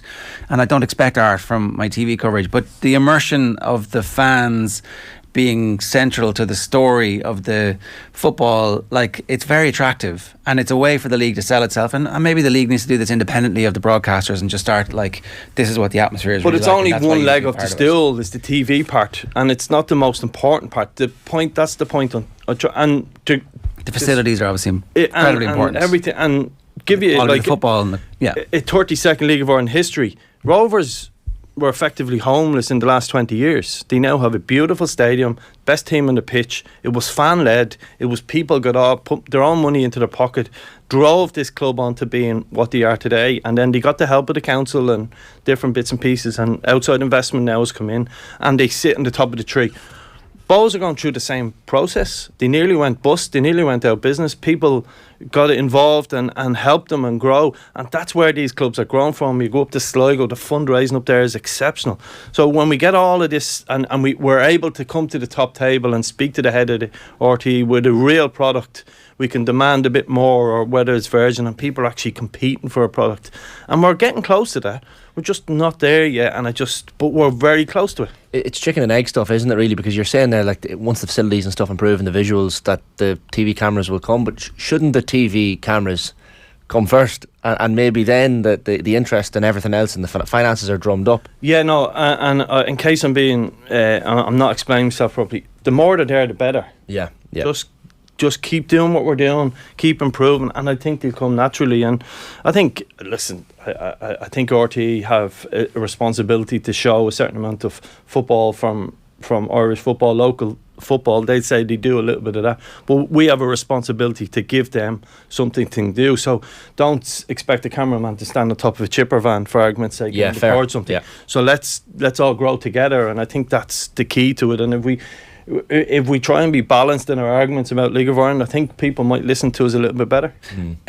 There's news in the papers today that a verbal agreement has been reached between the council and Shelbourne for Shelbourne to get the lease for Talca Park, which would secure the long-term future for Talca Park. It's going to cost a lot of money, and so the club are going to have to find a way to finance that. And obviously they've been connected with outside investment, and there has been some there's been some change anyway in the management structure there recently, so we're uncertain about where that's going, but it seems like it's going in the right direction, hopefully. And Duffer was asked about it in the press conference, and he was a bit uncertain about potential new owners dictating to the manager how to play. You'd really hope that doesn't happen. You'd really hope that if new owners come in, they're looking... Yeah, I think the whole city manager made a lazy comment around the time when Dundalk were coming in about, well, we should all play the same way if we're the same club. That was a lazy comment. I'm sure he probably regrets it, and whatever about, like, people would say on the outside, oh, you have to be your own man and all that stuff. If you're part of an organisation, fine, grand. People don't understand that part. You look at Chelsea now. There's one man in charge, and the story. There always has been, but at the same time, you can't. That sounded nonsense, and no League of Ireland club would accept that. And I think that might be a big part of why that deal ultimately fell through. That type of commentary. So, but at the same time, what Shells need to do is spend a hell of a lot of money. There's an amazing stand there that's is not certified for use at the back of one of the goals. Yet the ground sells out, so it's not perfect. A lot of money to be spent down in Talca Park, and I just hope the finance can be found from somewhere to do that. So the council don't seem to be on board with that. They wanted Dalymount as the sort of number one site in that area. So it will be difficult for them to get to where they need to be. Yeah, they'll be doing it independently, really. But if they own it, then at least they can start funding it from the lottery and but there's not a huge history of independently owned Irish clubs doing a great job of that. That's the fear. Yeah. It's definitely a difficult path that they're going, but that was part of the Save Talca movement, and they've decided that. Duffer's points about the referees. It was a big weekend for referees in terms of where we're at. I was at that game. I wasn't overly in love with Duffer's comments. Like, I'm a big fan of Damien's and what he's done for the league, and he is box office. But it's like, and a couple of referees might choke on their coffee this morning. They were listening, hearing me defend them. But we live in a world of social media now where there's no context on any decision made. We don't see the referees report. Paddy Barrett was sent off. Everyone has seen it online at this stage. What looks innocuous enough challenge. I was at the game, and this is, hindsight's wonderful, but the guy I was sitting beside will come into court and verify that I said this to him. They made a change at half time, took off Luke Bourne, and maybe he was injured, and I was going, I'd have been worried about Paddy Barrett. He was on a yellow card. He'd made 2 or 3 difficult challenges, and I don't know whether that played into the decision to send him off. So for context, it was difficult. You've got it's a persistent really fouling issue as much as anything. It could have been. Right. I don't know, but that's what I'm saying. For context, we've no way known. If you watch the clip, the referee's on the wrong side of it. So I would say the fourth official was probably involved in the decision. But Paul McLaughlin, who's being name checked, I wouldn't like to name anyone, because referees are amateur now or part time, where a lot of people are in the league now are full time. But Paul McLaughlin is regarded in the league as a really, really good referee. And remember, there was one big decision.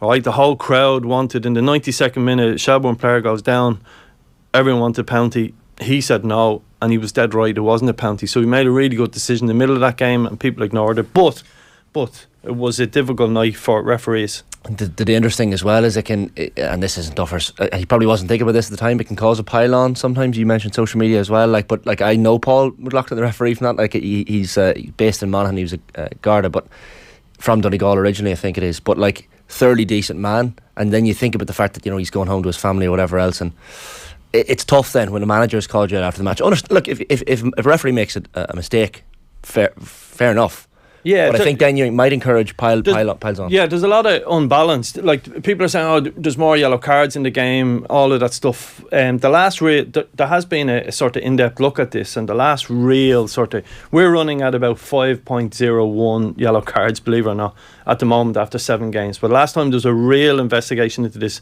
a couple of years ago. That would leave you sort of mid-table of about 72 leagues across the world that was done. Okay. So Spain would be about 5.3. Serie A, which would be a lot of fouls in, would be about 4.95. We over a season in our league last year would be 4 point something in the mid.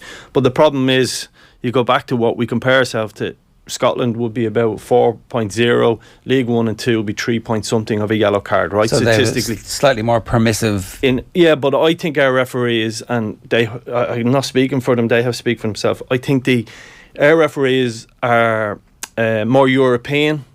They want to be European refs. A lot of them are European refs, and they referee to a European style. So you can't compare it to English football. Okay. Slightly different in terms of their management of games. But we have got an issue. We have a real issue around referees. We've got some top-class referees, but we don't have real strength and depth in it. And a lot of managers have made the same comments as Damien, but they obviously didn't grab the same headlines. And unfortunately, that's the key to it. It's really an issue in all sports. It's particularly bad in football because there's a culture where you're allowed to say basically anything about referees, and there might be a slight slap on the wrist, and in some leagues you get fined or you get banned for a game, but it doesn't really matter. It doesn't really change managers' behaviours.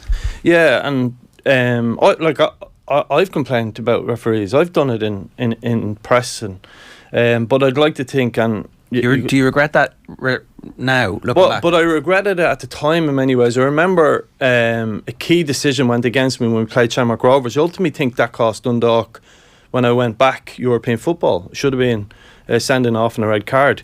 But when I went into the press conference at that stage, I think social media had started where I said we should have got a decision, and but I was very balanced on my view of that decision at the time.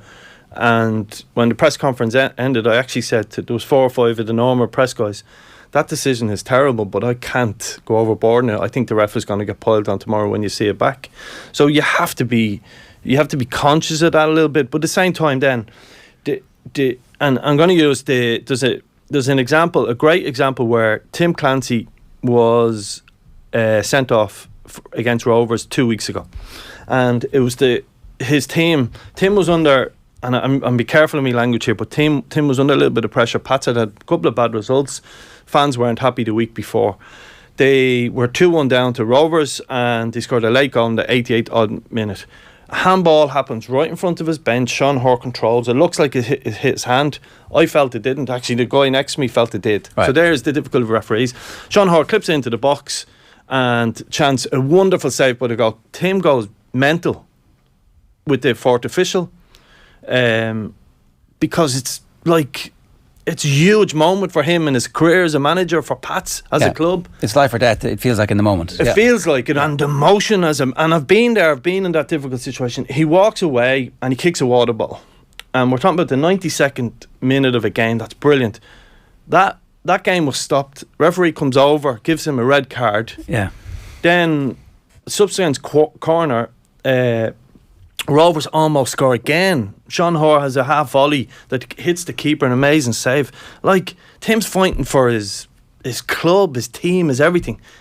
And over the years I've seen that happen, and the best refs pretend they don't see that. They just pretend he didn't see him kicking the water bottle, and you understand the moment. Okay. And that's where there's a balance in all of this, where we've got some really top referees, and I'd say, to give you one example, the best ref in this league is probably the worst fourth official, right? And for reasons of, he's just brilliant. He'll make the decision. There's no bias in him. There's no nothing. When he has a job to do, he does it. But he probably doesn't mix with some of the managers, some of them, well enough. That's just life. I'm just saying, people like me, some people don't like me. And it's about finding that balance. But slaughtering referees and saying it's about assessors. There's been assessors since 20 years in League of Ireland. There's assessors when you play in Europe. There's assessors everywhere, and we've got to find a balance in this and protect the refs. It's the hardest job in football, probably. Use debate Harry Kane the other day. We'll debate penalty decisions. I've done it here all over in a day. And we need referees, or else you don't have a game, and we've got to be careful about our language. The footballers and football managers in the League of Ireland or in any league don't understand how, or don't know how difficult the job of a referee is. Like we saw years ago, didn't Carragher and Neville go off and become linesmen for a day, and they were afterwards were like, Jesus, so much more respect. Like that is tough. You know, your minute calls in a split second. So I don't know if there's a way for. Well, we used to sit down at the start of the season and talk to them, and there was when the handball stuff came in, you know, just leading to a goal, that was explained a little bit and different things. But to be fair to the FEI, where they get a lot of criticism, they've invested in a package from Estonia called RefPal, okay? And what RefPal, we've got Y Scout instead as coaches, as managers, and they've got RefPal, they've bought this. So there is improvement going on with referees where the decisions are analysed, where they get video links of all the decisions they made, what led up to and different things. So there is investment and there is improvements coming, but there's no doubt there's shortage and there's a lack of strength and depth. But I think part of the challenge with referees and coaches is someone who now able to look from the outside in, sitting in a lot of stands, looking over what's happening and saying, there needs to be relationship building. And I think that was what the League of Ireland was good at back in the day. The best ref, Alan Kelly and Ian Stokes back in the day. Anyone that knows League of Ireland will know them too. Alan's now working in the MLS as head of referees, and I think that's missed. Yeah, no harm getting them back into the system, even just as like consultants or. Yeah, well, Ian Stokes, for example, still works in it, and a lot of the ex-refs you'd see them at games. Yeah. The rest of the fixtures: Pats are at home to Cork, UCD at home to Shelbourne, Dundalk at home to Sligo. This is the Friday fixtures, obviously, and then Bowes Rovers and Derry City against Drogheda. Look, the Bowes Rovers one obviously is the headline fixture there, but everybody else needs to keep going about their business, particularly Derry. Like, it's a big weekend for them as well.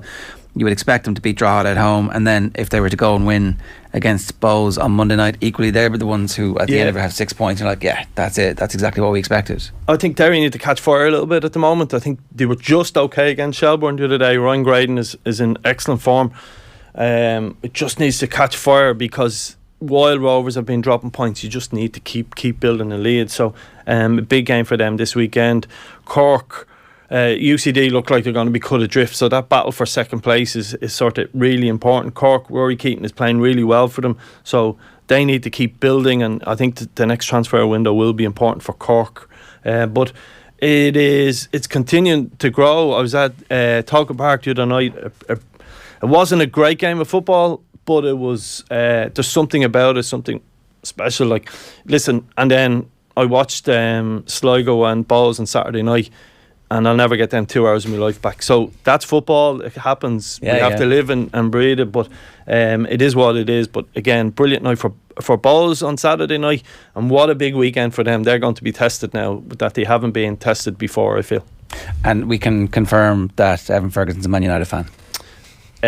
Well, I'd say, put it this way, his father is a Man United fan, but his mother's from Coventry. He could sign for Coventry any day. Right. There you go. You heard it here first. Really good stuff. Thanks a million. It's 8:52.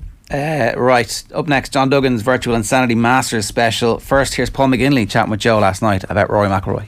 Case, Joe. Certainly his game is in great shape. It's never been better. Mentally, he's never been better. His putting obviously came back to form a couple of weeks ago in the match play, as well as his driving and the new driver. And he's been practicing really well around here. I was up here last week and tore the place apart with how he played. But let's throw in the big factor, and that's expectation. How is he going to play under the gun? And again, the old saying, sport is about what happens when the gun goes off. And performing in the allocated time. The allocated time starts the first round on Thursday, and his record in the first 4 rounds over the last 4 years is 73, 75, 76, 73. And only one player in the last 16 has come from outside the top 10 after round one to come back and win. So it's very, very difficult to chase on this golf course. And obviously that's going to be a big key. We know he's got the balls to win. We know he's got the game to win. We know that the golf course suits him. We know that his putting and mentally he's never been in a better place. So you're right when you say he's primed. But he's got to deal with massive expectation to be only the 6th player in the history of the game to win the Grand Slam. And there's a reason why only 5 players have done it. Only 3 living players have ever achieved it, Joe, because it's such a huge thing to carry on your shoulders and thing to get over the line with. So how he deals with that is going to determine how well he does.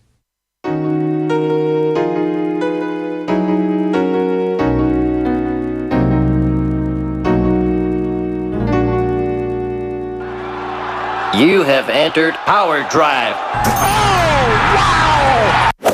In your life. Yeah, 2 times. That's how good it is. JD? Well, Ger and Shane, the head is so big in that visual that it looks like I had what Scotty Scheffler served up last night, which was a cheeseburger sliders, firecracker shrimp, tortilla soup, a Texas ribeye steak or black and redfish with a warm chocolate chip skillet cookie and milk and cookies ice cream. I'll have a little bit of it all, actually. I would be happy with that. I noticed Phil Mickelson was like, I can't be having any of the cookie because he's the new Slim Phil. I saw the interview he did and I was just, I was taken aback now. He looked gaunt. He didn't have that kind of tan, that rich tan that he would have had. Yeah, that rich people have. He was also wearing, obviously, the live stuff. He looked like a guy at a science fiction convention. And it was just a strange interaction. I've been to those conventions. What are you saying, John? Golfers do Comic-Con.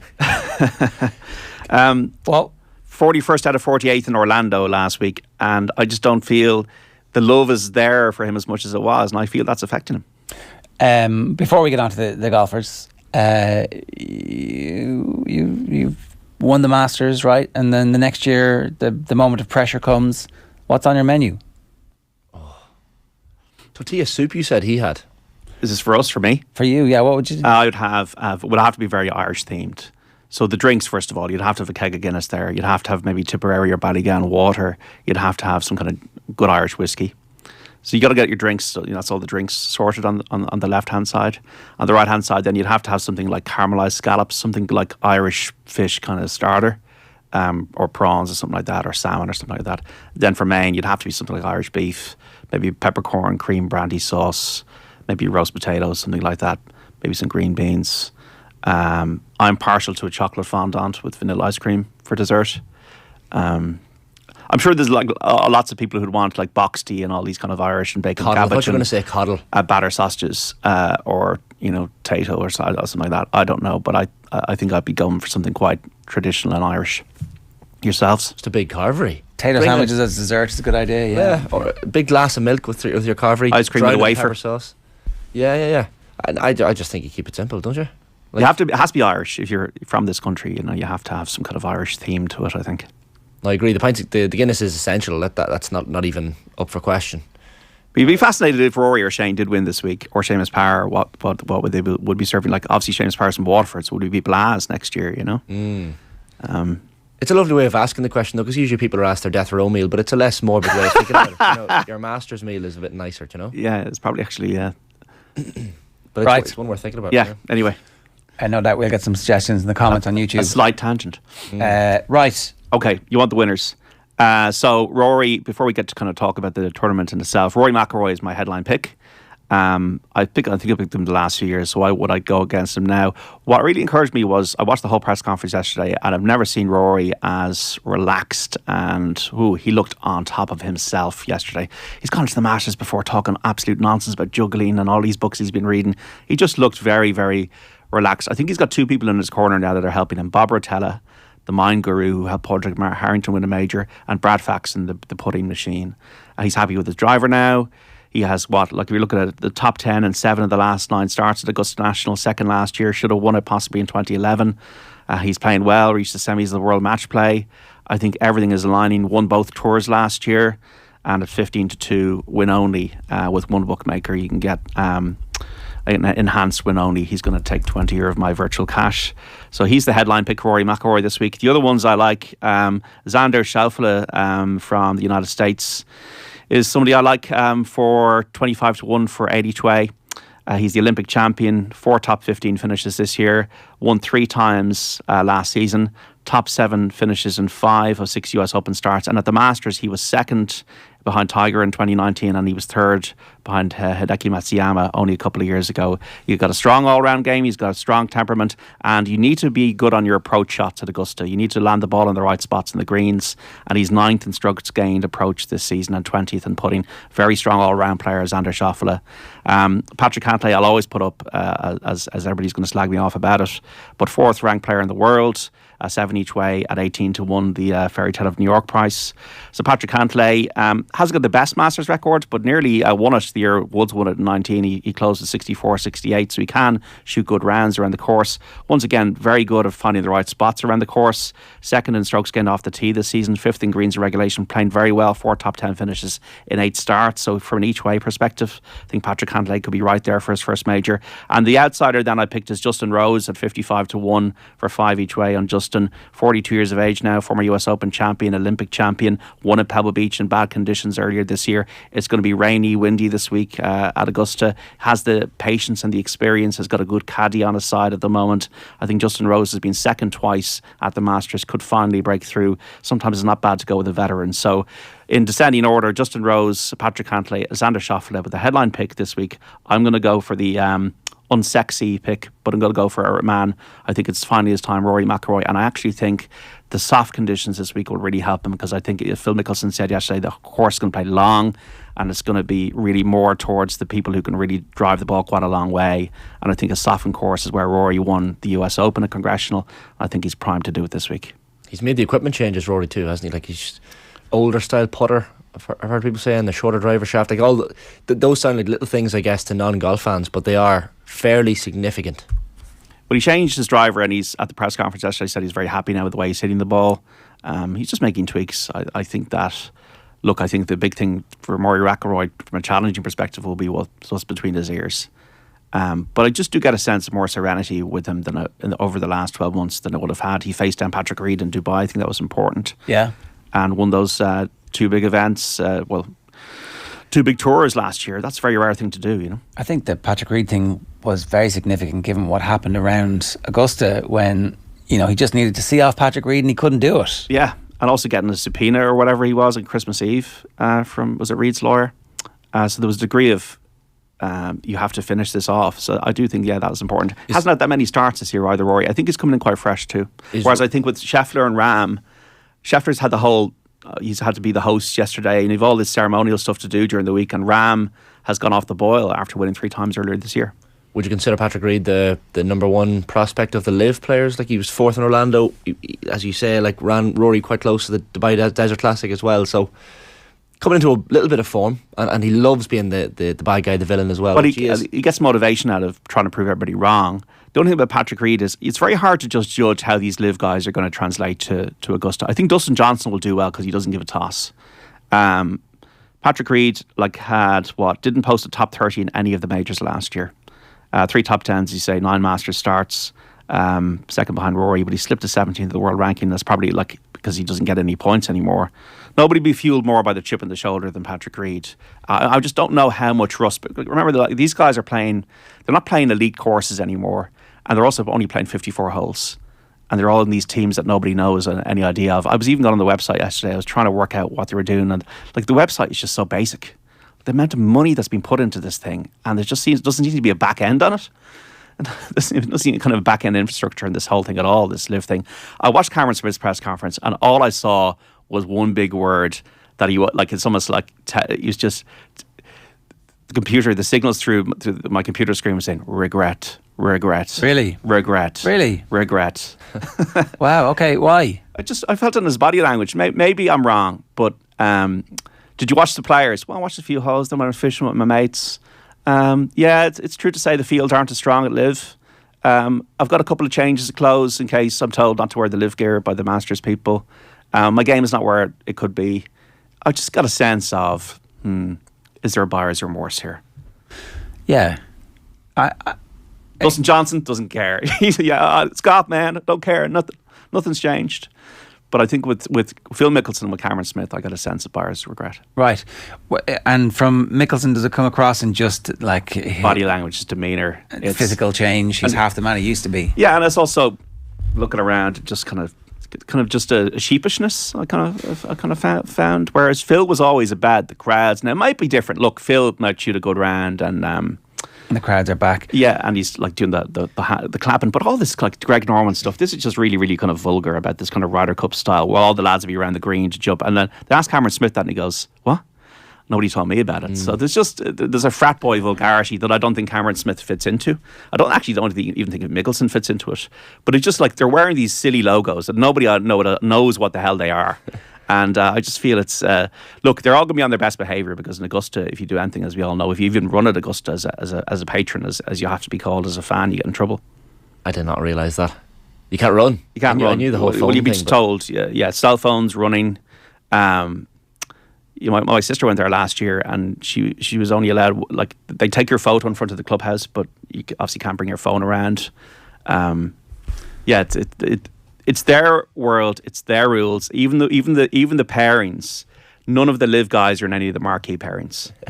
So it's just like clever things. I think two of the live guys are going out with Sandy Lyle. It's not going to be. It's going to be taking his time around there. So it's just funny, like the little kind of childish intrigue to the whole thing. It's over 20% of the field are live golfers, and Brooks Koepka was saying the other day it would be a huge statement if one of the live golfers were to win. He's probably right, isn't he? I think a bigger statement is what's happened yesterday with the European Tour winning their case, that independent panel deciding that they can penalise live golfers for playing in tournaments they're not supposed to, or whatever, being released to. So what it does effectively, it shuts the door on Lee Westwood, Ian Poulter, Garcia from the Ryder Cup this year. So that's more of a thing of a door closer on live. I think what live is, it's out of sight, out of mind. And that's what's going to continue to happen. And Smith is the only person who's still kind of relevant to the rankings. Bryson DeChambeau talking about the fact he's not there yesterday. Woods watched the press conference. Kind of sad. You don't know how many more of these he's going to have. He's talking about having a lot of hardware in his leg, and that he just has been at home trying to replicate visually all the memories of winning at Augusta, so he can try and get around and walk around. I think is going to be a struggle for him for 72 holes. Just once again admitting he nearly lost his leg, and he's almost like thankful to have a leg. So that was just kind of poignant almost. I think we're going to hear a lot about the par 5 13th. I think changed that significantly. Well, as Wood said yesterday, in recent years, the technology and the athleticism has overpowered almost the 13th as a par 5, and it became a par 4.5. So most players be going for the green over the creek in 2. Now it's a decision. Like Rory was talking about having maybe a 5-iron for a second shot in his practice rounds. So there's a degree of risk and reward, which is the whole point of Rays Creek and all of that. So as Wood said, there'll be probably more 4s and 5s than 3s and 7s at the 13th. But it's going to inject a bit more jeopardy into the final round on Sunday, as does 15. So that's going to be fantastic. Look, as Patrick Cantlay said, there's always subtle changes to the course. Every single year they're making little subtle changes to what, and then you have to suss it out. But I think the weather is going to be a huge thing. They do have sub-air systems to dry out the greens, but if you do get soft conditions, it's going to play quite long. And like a player like Rory hits the ball so high, can then maybe like draw the ball into some of these hole locations, land it quite softly, and then have a putt. So look, it's absolutely fascinating. From an Irish perspective, we got 4 in the field. Shane Lowry, when I'm looking at him, well, as he said to Paul Kimmage in the interview the other day, he's only playing maybe 3 rounds out of 4. He's lost his caddy. He's not in the form maybe he was last year when he's tied 3rd. He definitely has the game for it. He's got the wedge game, he's got the feel, he's got the ingenuity. But look, he doesn't win that often. And I'm thinking just 6 wins as a pro, Shane Lowry, which is interesting. All big ones, though. All big ones, yeah, to be fair. Seamus Power is also 36, second Masters start, tied 27th last year, has had a couple of victories on the PGA Tour, one in Bermuda in October. One of the better putters and scramblers, but I do think you need about 5 or 6 or 7 goes generally to be like competitive at the Masters. And Matt McLean is the amateur from Belfast, 29-year-old optometrist. Won the US Mid-Amateur in Wisconsin last year. His goal is to make the Walker Cup team at St Andrews this year. So there's plenty of stories. Like a guy like Sahith Tagala could be somebody to watch out. He's a rookie, but no rookie's won in 44 years now at the Masters. So John Ram as well, you can't forget. Like he's once again channeled by a lot of drive, and he can be quite temperamental, but he's definitely got the game, and he's a winning machine, and he's won a US Open. So yeah, there was the lovely video of Shane Lowry yesterday or the day before on his social media of in the car driving his dad down Magnolia Lane. His dad's obviously buzzing. Brendan, Brendan. But like, I mean, he'll take confidence from last year at Augusta, you'd imagine, Lowry. Like, there's no reason why he can't do it. As you say, he doesn't win that often, but when he does, it's it's fairly significant. Max Homa is a name that seems to be cropping up, and Max Homa's playing very well. 6 top 10s and 10 starts, tied 6 of the players, but he's yet to break 70 at Augusta. Right. So that's the only thing about him that might be a little bit of a concern. There's so many. Tony Finau, can he put wet enough? Will Zalatoris, does he put wet enough? Victor Hovland, does he chip wet enough? Justin Thomas hasn't been red hot in his form. Sam Burns won the match play, but once again miscut in his debut last year. Colin Marakawa hasn't won since 2021, a brilliant iron player. Cameron Young hasn't won at all. Jordan Spieth, what kind of Jordan Spieth version are we going to get this week? A lot of storylines. Sung Jae Im is definitely a dangerous player. Matt Fitzpatrick, US Open champion, but a bit out of form. Hideki Matsuyama, wouldn't rule anybody out from backing him because he's back in form. 5th of the players, tied 15th for courses, in Texas. Won a couple of years ago. Jason Day is playing well. All right. Plenty to get your teeth stuck into. The podcast is coming out by the next hour or two, so you can listen on the Go Loud Network and enjoy. What's your favourite part of the Masters, Ger? Is it the smarmy Jim Nance post interview in Butler Cabin? Oh, Butler Cabin, the creepiest place in the universe. I love the way he says we're into the world. We're broadcasting to the world now. I don't know, the around the turn. Yeah, Amen Corner. Yeah, around the turn on Sunday evening is generally pretty good. The wildlife, the azaleas, the greenery, the sun, just the feeling that I want to be there. The feeling that it's not on planet Earth. I wonder, is that bird music real? I'd say those birds died about a century ago, John. Like all the people in the canned laughter. Right. All right, lads. That's this week's Enjoy. That's this week's episode of Virtual Insanity, a Master Special.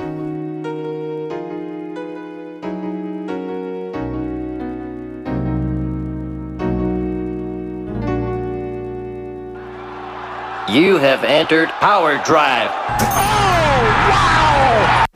We'll bring you Joe Malloy's preview on the show tomorrow between 7:30 and 10 o'clock. Here's some highlights on the OTB Podcast Network for you. The latest episode of The Hurling Pod is up and available now. Search The Hurling Pod wherever you get your podcasts. The football show, obviously, daily, and Rugby Daily is available for you as well in our rugby feed. You can follow OTB across social and subscribe to the Off the Ball Podcast Network. After the break, Ireland versus USA doubleheader build-up with Kathleen. You're listening to OTB AM. The Coigig Pod on Off the Ball. And she's still mouthing off at the ref. I was like, oh no, this is not good. When it went into the second half, I was like, that's exactly what Arsenal needed. If they didn't have her on the pitch, they would have flaked because they were flaking. And it just seemed to be that little bite in her, the kicking out, the moaning at the ref. I'm not saying to do that, but I'm just saying, like, it kind of did drag them along. Keep up to date with all the WSL action every Tuesday and subscribe to the feed in the OTB Sports app now. OTB AM with Gillette Labs. Get the ultimate shave or your money back. Neon Night Edition available now. It's 11 minutes past 9. Kathleen McNamee of Coigig is with us to talk to us about the Republic of Ireland's 2 upcoming friendlies against the USA. A nice handy one for us. We expect to win both these routine 3-0 victories for us, right? Against one of these kind of... Do they even play football in America? No, not at all. They hate football over there. It's going to be interesting. We were talking a bit about it on Coigig this week about what we actually expect from this game, and the general consensus was first game, go out, actually play, try and make it as close to World Cup conditions as possible, and then maybe second game, test a few players, try a couple of different formations, a couple of different setups, and just give players game time, because there are quite a few players in the squad who aren't getting consistent game time at the moment. So that's going to be something for Vera Pauw to test out, and I suppose see what sort of legs are in the team at the moment. Do you think they agree in advance with the USA? Will you play your strongest team in this one and we'll mix it up, or is it as are they as simpatico as that? I don't know. I've heard it depends on the team, I think sometimes coaches do have close relationships and they do have these conversations. I remember Serena Wiegman saying once that she had it when she was working with Netherlands, that she knew certain coaches on the circuit, and you'd go into certain international breaks and say, okay, this is what we're going to do, or this is what I want from this game. But I also think it depends, the way we played Germany and China the last time in the last international break, that Germany game, there obviously was some sort of agreement, because the first half, it was behind closed doors for one. First half, they played their we played our strongest side and they played their slightly weaker side, and then the second half this two teams swapped. So in a situation like that, there's obviously been some conversation between the coaches to say, okay, this is what we're going to do, and we're going to test they both want to get the most out of it. Yeah, exactly. Whereas, say, with the China friendly, I don't know how much of a conversation went into that. So I think there is a difference if it's like a behind closed doors game or if it's a fully televised, like stole out stadium sort of a international friendly. And what do we expect in terms of numbers from the US?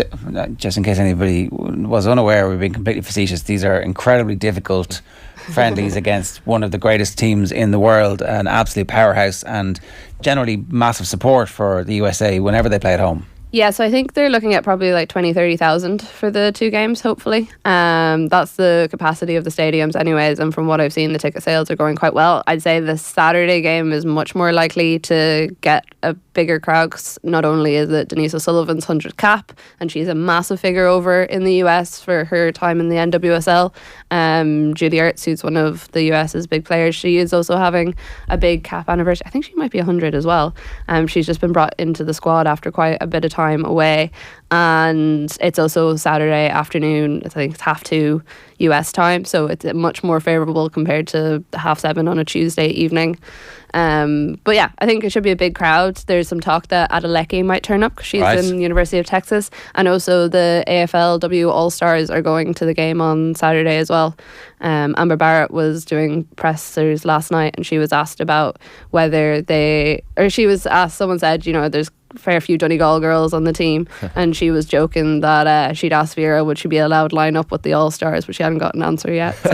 So who's who of Irish sport turning up then? Like, it's fascinating the choice of really strong opposition. Seems to be a Vera Pauw method. I know I was listening to her talk during the week before Euro 2009 with the Dutch. They were playing Germany. I think they got thrashed by Germany, but ended up in the tournament then getting all the way to close to the final as well. So it's a ploy that works. Turns out playing good opposition helps. Yeah, I mean, there's been a very clear difference in this squad from that win against Australia in Tala and the sort of opposition that we've played since then. And Vera Pauw has been very clear. Like when I was talking to her over in Marbella, when the China friendly was happening, she was saying that she's planned every single opponent that we face. So like she wanted to face Germany because of their like technical ability and their skill. She wanted to face China because a lot of the Chinese players aren't the sort of players that anyone on the Ireland squad would ever face. She wanted to face the US because they're the best in the world. She wanted to face France because they're also one of the best in the world. She wanted to face, all these different teams for different reasons and why they're going to support us and help us. So like the US would play quite a similar style of football to Canada. So we have faced Canada in our World Cup group, but we don't necessarily want to play them now a couple of months out from the World Cup. So it's interesting to see. And it's interesting if you look at like who the other teams in our group are facing, they're kind of doing similar stuff. So like Canada are playing France, Australia are facing Scotland and England. I presume that's partly because a lot of their squad are based over there as well, and then Nigeria are playing Haiti and New Zealand. So you can kind of see where the teams are coming from in terms of the opposition that they're picking. And look, I think it's a testimony that we're able to get fixtures against the USA because they could pretty much pick anybody they wanted, and obviously they feel like we'll sell some tickets for them too. So two big games. We'll get into the nitty gritty of the games in a few minutes, but we did want to talk about something else that came up in the Amber Barrett conversation. There's been a move in all sport globally towards dark shorts as opposed to white shorts for women. The English football team, I think, are debuting their new dark shorts this week. I think Wimbledon have announced that they're going to allow dark shorts, and it's basically everywhere because everybody understands that dark shorts are better, and it has come up in conversation repeatedly over the last number of years. Amber Barrett was asked about this, right? Mm-hmm. And what did she say? Because you were on this call yesterday when she was talking about it. Yeah, so it was John Fallon from the Examiner who asked the question, but she was asked, was it a thing that the Irish team were interested in? We actually have a clip of her giving her answer to it, which was quite interesting. But basically she was asked, do the Irish team want to wear dark shorts? Is this something that's going to come in their future, especially with the World Cup approaching? Yeah, well, to be perfectly honest with you, it's not a conversation we've directly had. I think, we have just had the changeover from Umbro to Castori, and hopefully that the next, over the next while, that is something that, hopefully for all women's teams, that will be something that will be part and parcel of their kits. So hopefully that is something that comes down the line there. I'm not, to be honest with you, John, I'm not completely sure what the standpoint is with here, if it's possible, but I'm sure it is if the conversations had. Was there something you would like to see? Yeah, of course. I think it would make every woman's life a lot easier. Right. So that was yesterday in the press conference. What time did that happen? That was around 5:30, 6 o'clock yesterday evening. And then a statement came through from the FAI afterwards. Yeah, so afterwards everyone was like, oh, that's interesting. And a lot of people were saying, it's a certain news story we're going to run. And the FAI said the Football Association of Ireland can confirm that following discussions with the Ireland women's national team players, that the team will wear the traditional green jersey, white shorts and green socks as part of the new Castore home kit. The FAI consulted with the senior leadership group within the squad and with management on the possibility of switching the colour of the shorts, but with the supply of protective underwear, the players felt that staying with white shorts was the preferred option. Which doesn't really tally with the exact testimony we've just had from one of the players. Now, I don't know, is Amber Barrett not in the senior leadership group? Is it? She said it's something we haven't actually talked about. Maybe immediately afterwards, because it came up in the conversation and that hadn't been predicted as a line of questioning, which it should really have been predicted as a line of questioning. They did then subsequently consult with the players, but it would make everybody's, I can't remember the exact line that Amber Barrett just told us, it would make every woman's life easier or something along the lines. So this just doesn't make any sense. It doesn't seem to follow on logically that, like, there's a movement in the world, we've asked somebody for their opinion, they've given their opinion, everybody else is going this direction, and the FAI consulted with the senior leadership group within the squad and management on the possibility of switching the colour of the shorts, and they've said no, that staying with white shorts was the preferred option. Yeah, well, I'm pretty certain that Amber Barrett isn't in the senior leadership group. From what I understand, it's Katie McCabe, Denise O'Sullivan, Louise Quinn and Niamh Fahey, when she's not in the camp at the moment because she is injured. It's a weird one because I've heard a few of the team talk maybe like outside of the actual Irish setup about this. Emma Carroll actually sent me just before we came on a panel discussion that Louise Quinn did with her sport, saying, it's a conversation that she's had many times in many different forms, and that it is something that could be a lot more comfortable for women and girls, and again, it is personal preference to a certain level. Like, some people don't care at all, and other people it does make a big difference. It just seems weird that somewhere the message is getting lost, where there has been this, the FAI are saying there has been this discussion with players on the team, but then there are also other players on the team being like, no, we haven't directly had this conversation. I'm sure they've had it like in between themselves, was the impression I got from Amber Barrett, but that there wasn't a more rounded conversation with the entire squad. And I think that is important too, because Sinead O'Carroll was on the weekend show here talking about it a couple of weeks ago, and she tweeted about it as well, saying that in her squad, the GAA team she plays with, they had a conversation and they decided to stick with white shorts but implement other things, so like more sanitary bins or more options of like how you would actually get products in the team, and talking about these things and saying to players, if you're not feeling great, okay, well, let's look into how we can do better training around your period or whatever it is. And she was like, that's how we decided to approach it as a squad. So it seems to be that there are conversations happening within the FAI, but they're just not filtering down in maybe the way that they should be.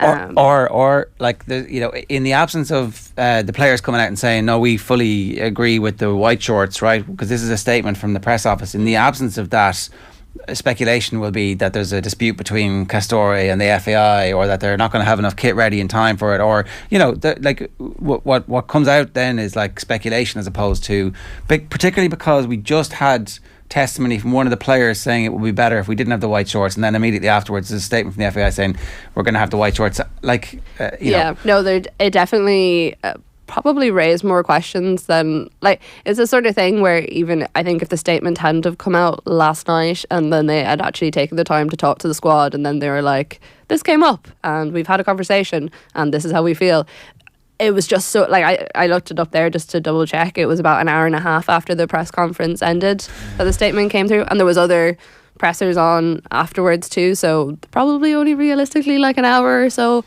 after it all ended. It's just it was a very interesting timing, and the fact that Amber, in the way that she normally is. She's a very honest player, but she was very emphatic in it. There wasn't really a question in her mind of, she was like, yeah, no, it would make my life better. And it's interesting too, because so obviously now all the new kits are coming out for the World Cup for the teams that get specific World Cup kits, and Nike released theirs, and theirs have built in like specific supports for women. So you know the way like in certain men's shorts you almost have like a second pair of underwear inside of them for support. Yeah. These are basically similar enough, and it's like a second pair in there that have special technology, I suppose, in them that make sure you don't leak. And the hope is for Nike that they're going to then extend that and roll that into other parts of their normal everyday kit. So like this is the sort of stuff, these are the sort of conversations that are happening with certain countries and certain kit manufacturers. So there are a lot of different avenues to pursue, and you would hope that those conversations were being happening. Yeah, it's an opportunity to innovate, and you would hope that Castori are taking that opportunity to innovate. But it just felt like there was a bit of dissonance between what we heard and then what we were told, and it's pretty easily fixed and certainly cleared up over the next while. Now, we are joined by Meabh de Burca, former Republic of Ireland international. Meabh, all the way from Argentina this morning for us. These fixtures against the United States, from a player's perspective, it doesn't really get any better. Obviously, the World Cup is going to be the absolute peak, but a build-up against the United States is a big opportunity for somebody to write their name in pen in Vera Pauw's team sheet. Yeah, that's it exactly. Good morning to you. But yeah, the games against the World Cup champions, you can't get much bigger than that, like you said, aside from the major tournament itself. But they're 4-time World Cup winners, 4-time Olympic champions, so it really is the biggest test for the squad. But like you said, it's a huge, I suppose, opportunity for the girls, Irish girls, to write their names to make sure they're on the plane to Australia. There's also, I suppose, a bit of trepidation because, as you say, 4 times World Cup champions, 4 times Olympic champions. Somebody might have a bad game against somebody and therefore manage to get out of the team. That's it. The Americans are so fine, and I suppose if that was to happen, it could, they could play themselves out of the squad, unfortunately, as well. And given there's only 23 spaces, in the squad for the tournament, then it's really, I suppose, every play counts within the games, and that's the main thing. I suppose they'll be hoping not to make mistakes. But on the flip side, then the US, they're going to be all. This is their last international camp as well before the squad is picked. From their point of view, they're going to be all guns blazing, as if they don't already approach every game like that. There's going to be even more incentive for the Americans as well. Important as well, Meabh, that some of these players that aren't in get back in, because you look at the absentees from the squad: Nia Fahy, Chloe Mustaki, Ellen Malloy, Jessu and Leanne Kiernan, Megan Campbell out for personal reasons as well. So as Vera Pauw pointed out this week, they need to get back in and playing as soon as possible, because it's really not that far away. No, it's not. It's creeping up now, day by day. I think, and those girls are vital parts of the squad. Nisai in particular will be very important for her to get back in. She's such a vital cog for Ireland, and Megan as well. And like that, it just gives the girls now, I suppose, who are in the squad at the moment, know that these players are, if they're fit, they'll be on the plane. So I suppose this is their opportunity just to stake the claim. But like you said, there's important girls missing as well. On that question about who's beyond the team, Amber Barrett talked about it a little bit last night, Meabh, saying, there's 27 players that Vera Pauw has brought over. There's the extra 2 that are meeting up with the squad there. And Amber herself was kind of saying, I haven't had a lot of playing time. And we were asking, are you worried about that? Do you think there are players in this? I know everyone has to be a little bit on edge because of the stakes that are there, but are there any players, do you think, that should be particularly worried? Or, as someone like Lucy Quinn, who had been pretty much a stalwart in the squad, just about made it on the plane. I think she got her call up on Sunday evening and they flew on Monday morning. Yeah, I think I would imagine close to half the squad themselves are probably, really nervous as such, just to make the squad. I wouldn't say there's, aside from the starting 11 are close to maybe, I suppose, 13 players who would be playing regularly. Like, Vera doesn't tend to change the starting lineup a whole lot. Like I said there, Amber wouldn't have been getting much game time, but I mean, she's made such an impact off the bench that I myself would think that she'd be a definite on the plane. But like you said, the girls, I suppose they'll just have to take opportunities in training if they don't come within the match scenarios. I'm sure they've been watched by all the coaching staff, not just Vera, within the training sessions. And it's a long enough camp that I suppose there's a lot goes on that we won't see only on match day. We're making our judgments based off what we see in the 90 minutes, but I'd say they're obviously taking into account everything. Even their interactions around the group, within how they are off pitch interactions, and how important they can be within the squad setting, especially when you're heading to a tournament that you're going to be together for weeks on end. I think it's important to get the right balance of characters within a squad as well. On that point, right, how difficult is it, or what would the atmosphere be like if somebody gets catapulted in from nowhere to the squad at this point? Yeah, I think it's a difficult one. I mean, it's really the people, I suppose, that's going to affect the most is the girl who's left at home without, been on the plane, and then, she's just replaced instantly. But I suppose it's cutthroat. International football is cutthroat, and we've seen it there. Vera isn't afraid to add to the squad, but personally, I think if they're a starter or that, I think it will be easier for others to accept it almost. Whereas if they're just coming along as a squad player to replace a girl who's been part of the the campaigns over the years in qualifying and that, I think that would be more difficult to see. But I can't foresee that would happen at this stage. Yeah, we will wait with bated breath. What would good results be in the two games, Meabh? I suppose a damage limitation given the calibre of the opponents, but I mean a draw would be massive. I'm pretty sure he's never got a result against the US. Usually it can be in the past would have been high scores. I remember we did get, I think, maybe a 2-0 or 3-0 as well at times, but it's like I said, it's great preparation for the games against Australia, Canada in particular, and Nigeria. Like they'll be I suppose they'll be just setting up in a similar way. Their focus will be on how they'll be setting up in the World Cup. So I'd expect to see a low block, and the result, a draw will be great, but sure, we can always dream of a win. Who knows? Anything is possible, really. All right, Meabh, great to have you on. Thanks a million for joining us. Cheers. Thanks a lot, guys. It's Meabh Burca there, former Republic of Ireland international. I heard Meabh saying there that she expects a low block, and I could just hear Karen Duggan in my head being like, a low block, not a low block, anything but a low block. She's very against the low. Well, she's not against it, but she's a bit tired of seeing it with the Irish team, as any Coigig listeners will know. Yeah, we are definitely going to see that though in this game, right? 100%. That's her identity as a manager. That's what Vera Pauw wants this Ireland team to be like, and there's definitely an argument for it, right? There is, but I also do get the frustration with some of the former players or people who've watched this team for a while, where you're like, we do have talents there. Like, Vera has got this team to a level of confidence that we have probably never seen before, and the idea that we can actually play good football when we want to, and that we don't have to persist with the low block, that we can actually release some of those players and do something really magical. And if we're going to try it at any time, now is the time.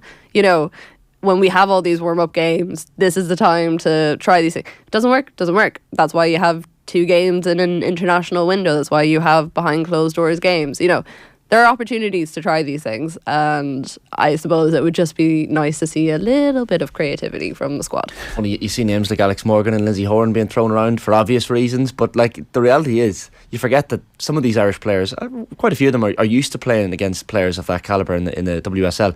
And I know we have Australia up first in the World Cup and the small matter of Sam Kerr, But they have players, Ireland, that are capable of dealing with these girls as well. Oh yeah, I mean, particularly Denise O'Sullivan. Whenever you listen to any of the US players talk about her, it's like she is one of the best players in the world. Like, she is world class. I remember, like, when I worked with ESPN, which is obviously a like US based outlet, and interviewing the likes of Crystal Dunn and Sam Ewis, and I would always be there trying to get my like little Irish question in at the end. But a lot of time you'd ask them about someone like Denise O'Sullivan, and they would just be like, never had a teammate like her, never played against someone like her. She is an absolute workhorse, but she is 100% there for the team. And obviously it's a big weekend for her as well, because she's going to make her 100th cap on Saturday.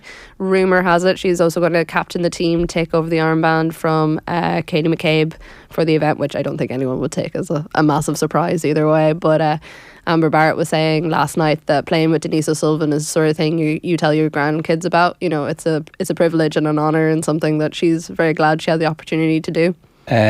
She'll be 29, making her 100th appearance for Ireland. For context, Robbie Keane was 30 when he made his 100th appearance, and he was obviously a prodigy in the team from the time he was 17 as well. So it's an incredible achievement for her, and as you say, genuinely world class as well. To go back to the question that we were asking there about players being parachuted in, Sinead Farrelly is the one who is the name at the moment who's training with the team. Is this training with a view to something after the World Cup? Is it because she happens to be like on the same continent? What's going on here, do you think? It's an interesting one, because Vera alluded to it in her press conference on Friday. She said, you know, there's someone who's going to come into... We asked her, are there any more players coming in? Because obviously she's already brought in quite a few new names. And she said there's one player that's going to train with the team for 3 or 4 days while we're over there, because we just want to see where she's at. Now, for anyone who doesn't know, Sinead Farrelly hasn't played professional football for 8 years. She was one of the main whistleblowers for the NWSL abuse scandal. She was the one who came forward about the former Portland Thorns coach Paul Riley, and once she stopped playing with Portland Thorns back in 2015, she didn't play again. So she's 33 now. She just signed a new contract about 2 weekends ago with Gotham. She got her first 20 minutes of professional football at the weekend against All Rain. That was a 2-0 defeat for Gotham. So very interesting one. I mean, from what Vera said on Friday, I got the impression that this is someone who could come into the team at some stage. But then when I saw who the player actually was, I was very surprised, because Vera's big on, you know, you should be getting minutes. And this is someone who hasn't played for 8 years. And when Sarah Rowe alluded to the fact that, you know, maybe she might be interested in getting into the World Cup squad, there was quite a lot of people being like, you haven't played soccer in a long time. And I don't know. I'd be interested to see what the reaction was. I mean, if she comes in and she plays really well, I don't think there's any arguments to say that she can't play for us, but I would just be very interested to see what some of the home-based reaction would be to that. For context for people, we can submit a list of 50 players a couple of days before that Zambia friendly in June, which is huge. But then, of course, it has to be pared back significantly. Yeah, it has to be brought back down to 23 for the actual World Cup, which a lot of coaches aren't happy about. They wanted it to be raised to 26. So, yeah, I mean, it could be someone who is good to have in the squad for the next couple of months and plays some of the friendlies or helps the squad train. But I would be massively surprised if she makes the World Cup squad. I mean, for me, the main player that has been brought in so far that I can see making the squad is Aoife Mannion. She's a centre back. Yeah. Right. Okay. Is there a possibility that they're looking at Farley as somebody who can join the squad after the World Cup? I mean, given the age profile, it's probably unlikely, but I feel like it's unlikely. 33 is quite... It's, you know, it's on the kind of side of you're slowly making your way out of a team, especially she's a midfielder as well. So not a lot of miles on the clock, though. You know, like could easily play 4 years at a professional level and decide that actually coming over and playing in the Euros is something that is of interest to her, you know. Yeah, or the new Nations League that's coming up. No, there's plenty of opportunity, and I mean it's an incredible story, everything that herself and Manashim went through over the last couple of years, and now to see both of them back playing professional football after so long out. I mean, all credit to the two of them, and I hope the camp is a good experience for her, and I mean, I'm sure it is. They're a great bunch of girls in general. But yeah, I've seen some of the anger in general at the few dual players that have been brought in already, especially at like domestic level. So I would be interested to see if there would be a little bit of controversy if Sinead Farrelly was brought in more permanently. All right, we shall see. Kathleen, good stuff. When's this week's episode up? It's already up. There you go. This week's episode of Koi Gig available. Just search Koi Gig wherever you get your podcasts. OTB AM live with Gillette Labs got the ultimate shave or your money back Neon Night edition available now. On tomorrow's programme, Paul Galvin, Tommy Walsh, Masters with Joe Malloy, and Champions Cup build-up, plenty more as well. A big reaction to I think Munster fans are entitled to cheer for Leicester. Why would a Munster fan cheer Leinster's opposition, asks Tom F1 Dublin 1. Why would any Irish rugby fan not cheer an Irish provincial team? Absolutely disgraceful. As a Leinster fan, I cheer all Irish teams. Shocking. I mean, that's kind of my point, Are you saying Leinster fans are more sophisticated, Ger? Is that what you're saying? No, I'm saying that your privilege as a Leinster fan is something that you need to be aware of. So it's easy to be nice when you're winning. Oh, exactly. All of the resources, all of the coaching, and I am a Leinster fan, but I would actually prefer if Munster fans were not happy. Anyway. As an Arsenal fan, I can confirm this is the nicest I've been in about 10 years. And have you ever cheered for Chelsea in a Champions League final? Not a chance. Or Man United or Liverpool? Tottenham. No. That's the whole point of rivalry. It's not like, oh, my team are gone, so I wish you all the very best. Yeah, but you wouldn't you wouldn't go to those games. You wouldn't go to a Champions League final if you got it, or if it was in your country or in your city, you wouldn't go to watch high quality sport. I would, yeah. This is your sport that you're mad about. There's no. If I'm in a snooker match and I really actively dislike the player, I don't start shouting. Come on. It's not. This isn't snooker. It's not snooker, but regardless in sport, I think it's. Do what John Egan's mum did against Portugal, wore a Portugal jersey just so she could get into the game. Oh wow! Next level stuff. You can catch that interview on Off the Ball channels. The IRFU broke the model which made rugby in Limerick successful, says David Valerie. They'll say it was worth it because Dublin schools are producing enough for the Irish team, but Munster fans have a chip. Go Leicester. I mean, I understand. All of the reasons why you might say that. As a Munster fan, I'm insulted by the last 5 seasons. Never mind trying to choose teams, says Danny Mac 1. Munster fans, some cheek to complain about representation when you look at their performances. As a Munster fan, I do not want Leicester to win. The Leinster team are basically Ireland, so I'll support Leinster as much as a Munster man can. That's the point. It's a World Cup year. Would you not want the Leinster players to be continuing to win and win and win and keep that winning momentum, Ger? I know you love it. I do think there is a bit of a difference between Irish and English teams, I won't lie. Yeah, you don't want Leicester to win. It's an English team. I'm just saying. Then you're not a Munster fan.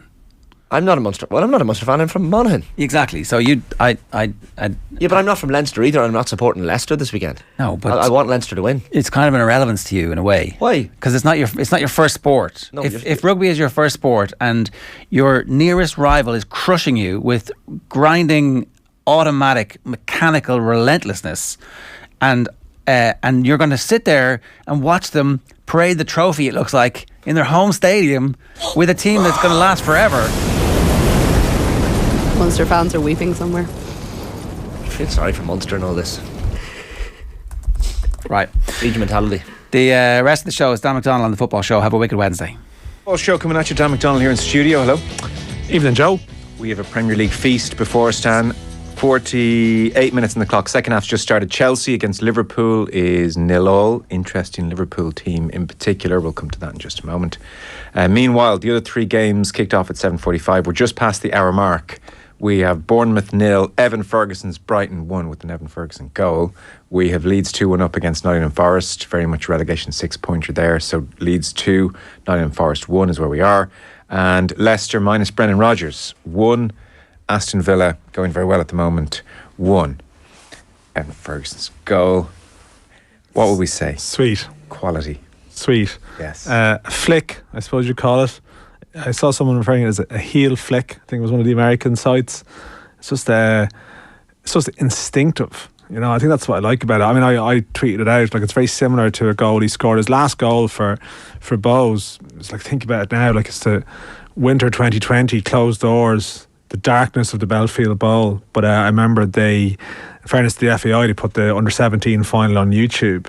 and Evan Ferguson playing. Kevin Zeffy was playing for Shamrock Rovers. Some other good players who were doing good things. And Evan Ferguson at that stage, that was 16 months or so after he played against Chelsea. Yet he just turned 16, so his name had been. It was as if it was. Oh, look at this new guy. But even then, I think this is what's always excited people about Evan Ferguson. Even back then, before he left, you see, sometimes you put these young strikers in a bracket like he's incredibly quick.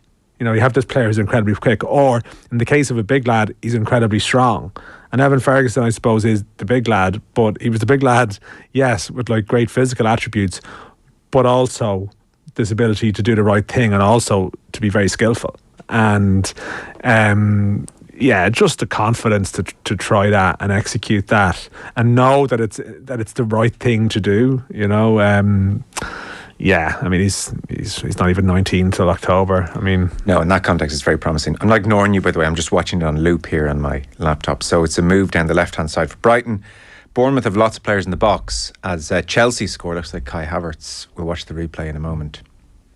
Ball is played across the area. Plenty of Bournemouth players in the box. And it comes to Ferguson, who's maybe 8 yards out and somewhere between near post and middle of the goal. And super calmly, he uses the pace on the ball and flicks it into the far corner, helps it along, directs it into the far corner. I totally understand where you're coming from with instinctive, Dan, and it is instinctive. It's a very immediate weighing up of the circumstances, but I also think he's so relaxed doing it that he's weighted up very early on. It's both instinctive and quite considered. He knows where I am. He knows the pace on the ball is enough to get the flick on. It's not going to need much in terms of me adding to the speed of the ball. I'm just going to direct this. And he does it so calmly. And then, he's never a kid. Kid, I say with affection. He doesn't lose his mind when he scores. He's just scored his 4th Premier League goal. It's a beautiful finish. It reeks of just quality for all those reasons. His brain was quick. The execution was good. He's just trotting away. It's like a slow jog. This isn't my moment. Oh my God, I've scored in the Premier League. It's I've scored again. And you can see the two teammates in the box both jump in the air at the finish because they know it's good and they didn't quite see it coming. So there's a whole lot of things to love about it. And I was saying to you during the news, we've all been very excited about Evan Ferguson for a while now. My sense of the English punditry class is that they're kind of saying, promising player, good player. I hadn't seen Lineker. You'd mentioned Lineker was raving about it, but I think a moment like that is another eye-catching goal or two. They start to realise his age. I think he's about to start getting a lot of attention, Evan Ferguson. I think he's getting already. I disagreed with you a bit on the sense of you think they haven't really caught on to him yet. It's not that they aren't aware of him. I'm just comparing it with. So I heard, for instance, one journalist asked about him on a podcast, and he was like, "Oh yeah, looks a good player," and that was the extent of it. So it wasn't, "Oh my God, have you seen this kid?" It wasn't, "This is like Michael. Yeah, but this is Robbie." But Fowler. That's journalists. It wasn't the mania that comes with certain young talents. I'm not saying that they're right or wrong. I'm just saying that's my observation of the English football family at large. It's not like they're Evan Ferguson's incredible. I'm sure plenty of pros are looking at him and saying loads of quality there. But let's be realistic. It's not a Michael Owen, Robbie Fowler introduction either. I think you're conscious of the green tinted glasses so much. You're getting to the point of I don't want to be Mr. Green tinted glasses here, so I'm going to completely pull back from it. You should take them off. You see this thing, I'm not taking it back. But it depends. You can talk about the opinion of one journalist or whatever who may not pay attention to Brighton that much. I'm just saying that I think I'd imagine within English football generally, within the corridors of every big club, and certainly contact I would have had from people working in English football, I think everyone's talking about him in that sphere. I think he is a big deal, and I don't know, I've heard plenty of commentary about it. Maybe you instinctively look out for it more, maybe you search him a bit more, but I think he's been highlighted. For a player of his age, he's been highlighted. It's been a nice package of the match of the day, a couple of actually reminded me of the goal against Leicester. It's funny you're describing his goal there.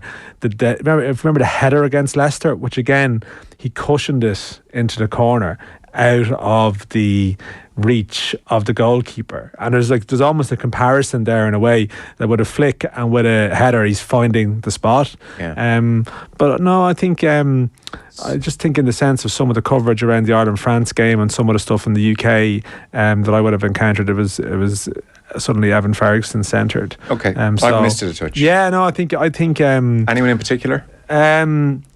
No, I think it was. There's been the BBC. It was the BBC packages. I think it was Danny Murphy one time was speaking about him in good detail, and then it was Murphy. ESPN had a piece around them as well. Murphy, it was Murphy I had in my head whose tone was he's very promising, but not. I haven't seen the likes of this. But I don't think. I don't think is that the nature of like punditry around Premier League young players now either. Do you know what I mean? Like as in like when like so think of like an outstanding talent like Saka now. I think Saka is amazing, but I don't think when he came on the scene either, like people were screaming around. But I don't know what the accepted standard for wonder kid. People probably hadn't seen anything like Michael Owen before when he came along, because he was just like so exciting in the context of maybe where football was at that stage. Robbie Fowler you mentioned off air as well, definitely helped her playing for Liverpool. But now like maybe our bar is higher, and maybe the hyperbole in terms of the over the top, I've never seen anything like this, reactions is a little bit more measured. But I think Evan Ferguson even to be identified and discussed and spoken about, packaged, picked out as a sort of a talent in what is a much better, what is now a much better Premier League, and he's just like casually leading the line for a top 6 to 8 team within it.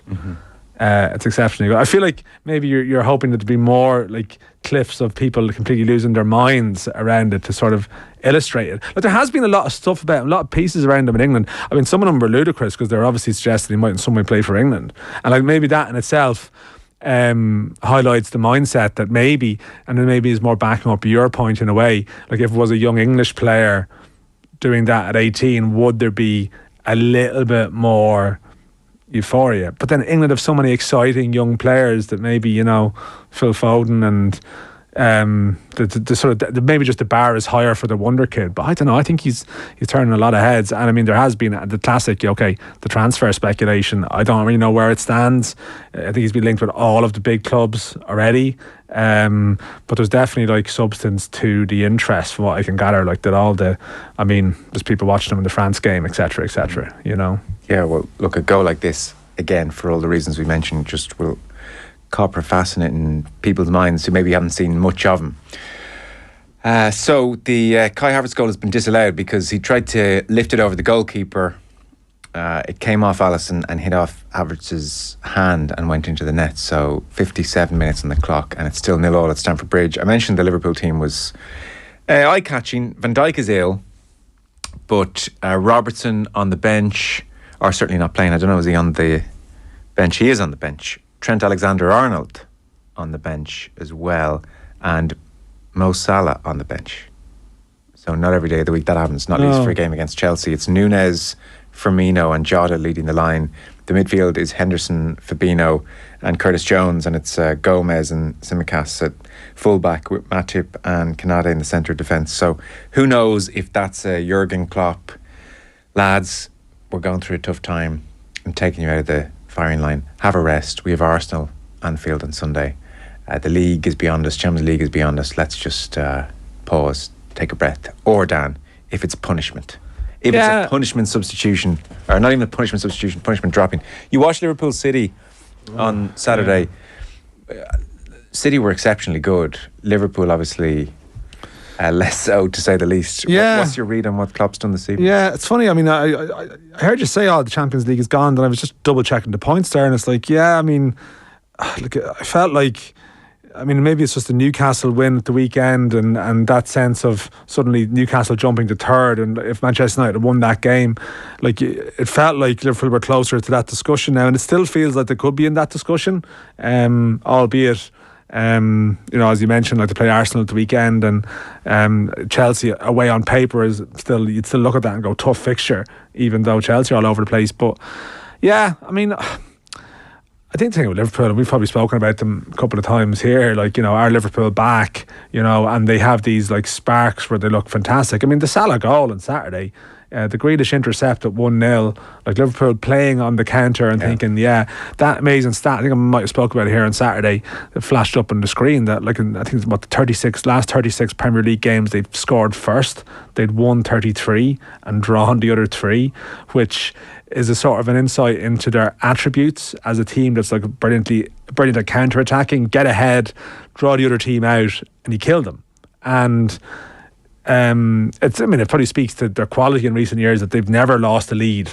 You know, that says how good they've been. And yet City just sort of, once they had that let off with Grealish coming back, to be fair, they sort of clinically picked them apart. And I think the point I would have made here with you before about Liverpool just not believing that they could have turned the corner is that a team that started games so badly this season with their application so bad in games at certain times, I'm not sure if you can get that back, you know, in a space of time and even see it. Like we'll never know. Like, I mean, things like the fullbacks being on the bench tonight, to me, would strike me more as seeking a reaction, unless we find out there's some sort of injury issue or whatever, would strike me more as seeking some kind of response or reaction, because some of the defending was just really poor. And maybe it's, you know, reaction can be punishment, reaction could be confidence as well, as you mentioned, taking them out of the firing line, give other players a chance. But I mean, their season is sort of drifting away. It's a weird game tonight, this, really. Chelsea-Liverpool. It's like, what does it mean? Like, it feels like this, you know, was it the start of last season? I think I was in here on a Saturday afternoon, and Liverpool and Chelsea was at 5 o'clock. And I think Liverpool, Thomas Tuchel was the Chelsea manager, was sending off early on, and was like a real, I think it finished 0-0, but it was a really high quality, one of these gripping Premier League games that you have that really, like, it's absorbing in the classic sense. It wasn't goals, but it was like, yes, this is the best of football. And within a very short space of time, you're in a point of looking at Chelsea-Liverpool, and it's like, well, this is the sort of the Premier League drift that teams can sort of embark into, this zone of, like, they're just sort of existing, you know. How do they now? They have the money in both cases, to be fair, to get it back pretty quickly. But you'd wonder. The Chelsea team this evening, as they try and make sense of their 34-man and counting squad, is Wesley Fofana, Koulibaly and Cucurella as the 3 centre-backs. Reece James, right wing-back, Ben Chilwell on the other side, and then a midfield 3 of Kante, Enzo Fernandez, Mateo Kovacic. Up front, a partnership of João Felix and Kai Havertz. Graham Potter, Dan, I'm curious for your thoughts on this general situation. 159 days, 31 games. His 11th defeat on Saturday was the end. The Chelsea hierarchy and Todd Bowley said enough was enough. Their holistic plans shelved. That's 2 managers sacked in the space of a year. They've spent about £600 million. Despite their promises to do things differently to Abramovich, it's sort of Chelsea on steroids at the moment. Do you remember we had the chat before about Chelsea and the journey? With Thomas Tuchel. I think you said, I'm not sure if I'm ready to go on the journey here. And I mean, Chelsea 2.0 is just a slightly wackier version of the previous one. I mean, like, I have to be careful about this because I'm not on the London beat, so you're reading the reports coming out of there, but like some of the stuff coming out around Bowley and the takeover and their views on football is almost scarcely believable in the sense of, well, I mean, wasn't there a story during the rounds that they were a little bit unclear as to regards whether Chelsea would be in the Champions League next year? There was sort of a sense that you would always be in the Champions League.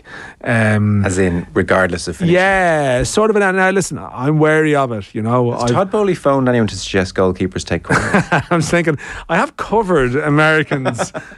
But, I mean, speaking generally and stripping back from it, I think, like, the Chelsea thing, you always need this reminder covering football that just because it's the sport that, you know, it is the world's game. Yeah. You know, just because it's like the top end of it, like the Premier League level is like the pinnacle. Like in terms of a footballer, right? Like a footballer getting to the Premier League is in the like top 0.001%. They are the elite of the elite of the elite. Any of them. Even some of these lads that we would slag off to play in the Premier League, like Jeff Hendrick played 6-7 years in the Premier League. Like that's an incredible achievement. Yeah.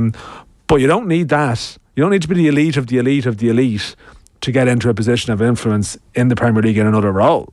And like there's almost a sense of, you know, you sort of assume that people operating at that level are fully in control. And they may be brilliant in other aspects of life and very successful in other aspects of life. But when it comes to the business of running a football club, it can be run as chaotically as your lowest level team in some league anywhere in the world that's run very badly. It just so happens that the figures are greater and there's more people around you and there's more people surrounding you, but it's like chaotic. I mean, the recruitment strategy is mad. I feel sorry for Potter, I do. In saying that, I understand the point of view that Jamie Carragher and a few people have put out that it was the decision they had to make because if you feel like it's not going to work, you're better to change now or at the end of the season rather than 7 games into next year. I understand that.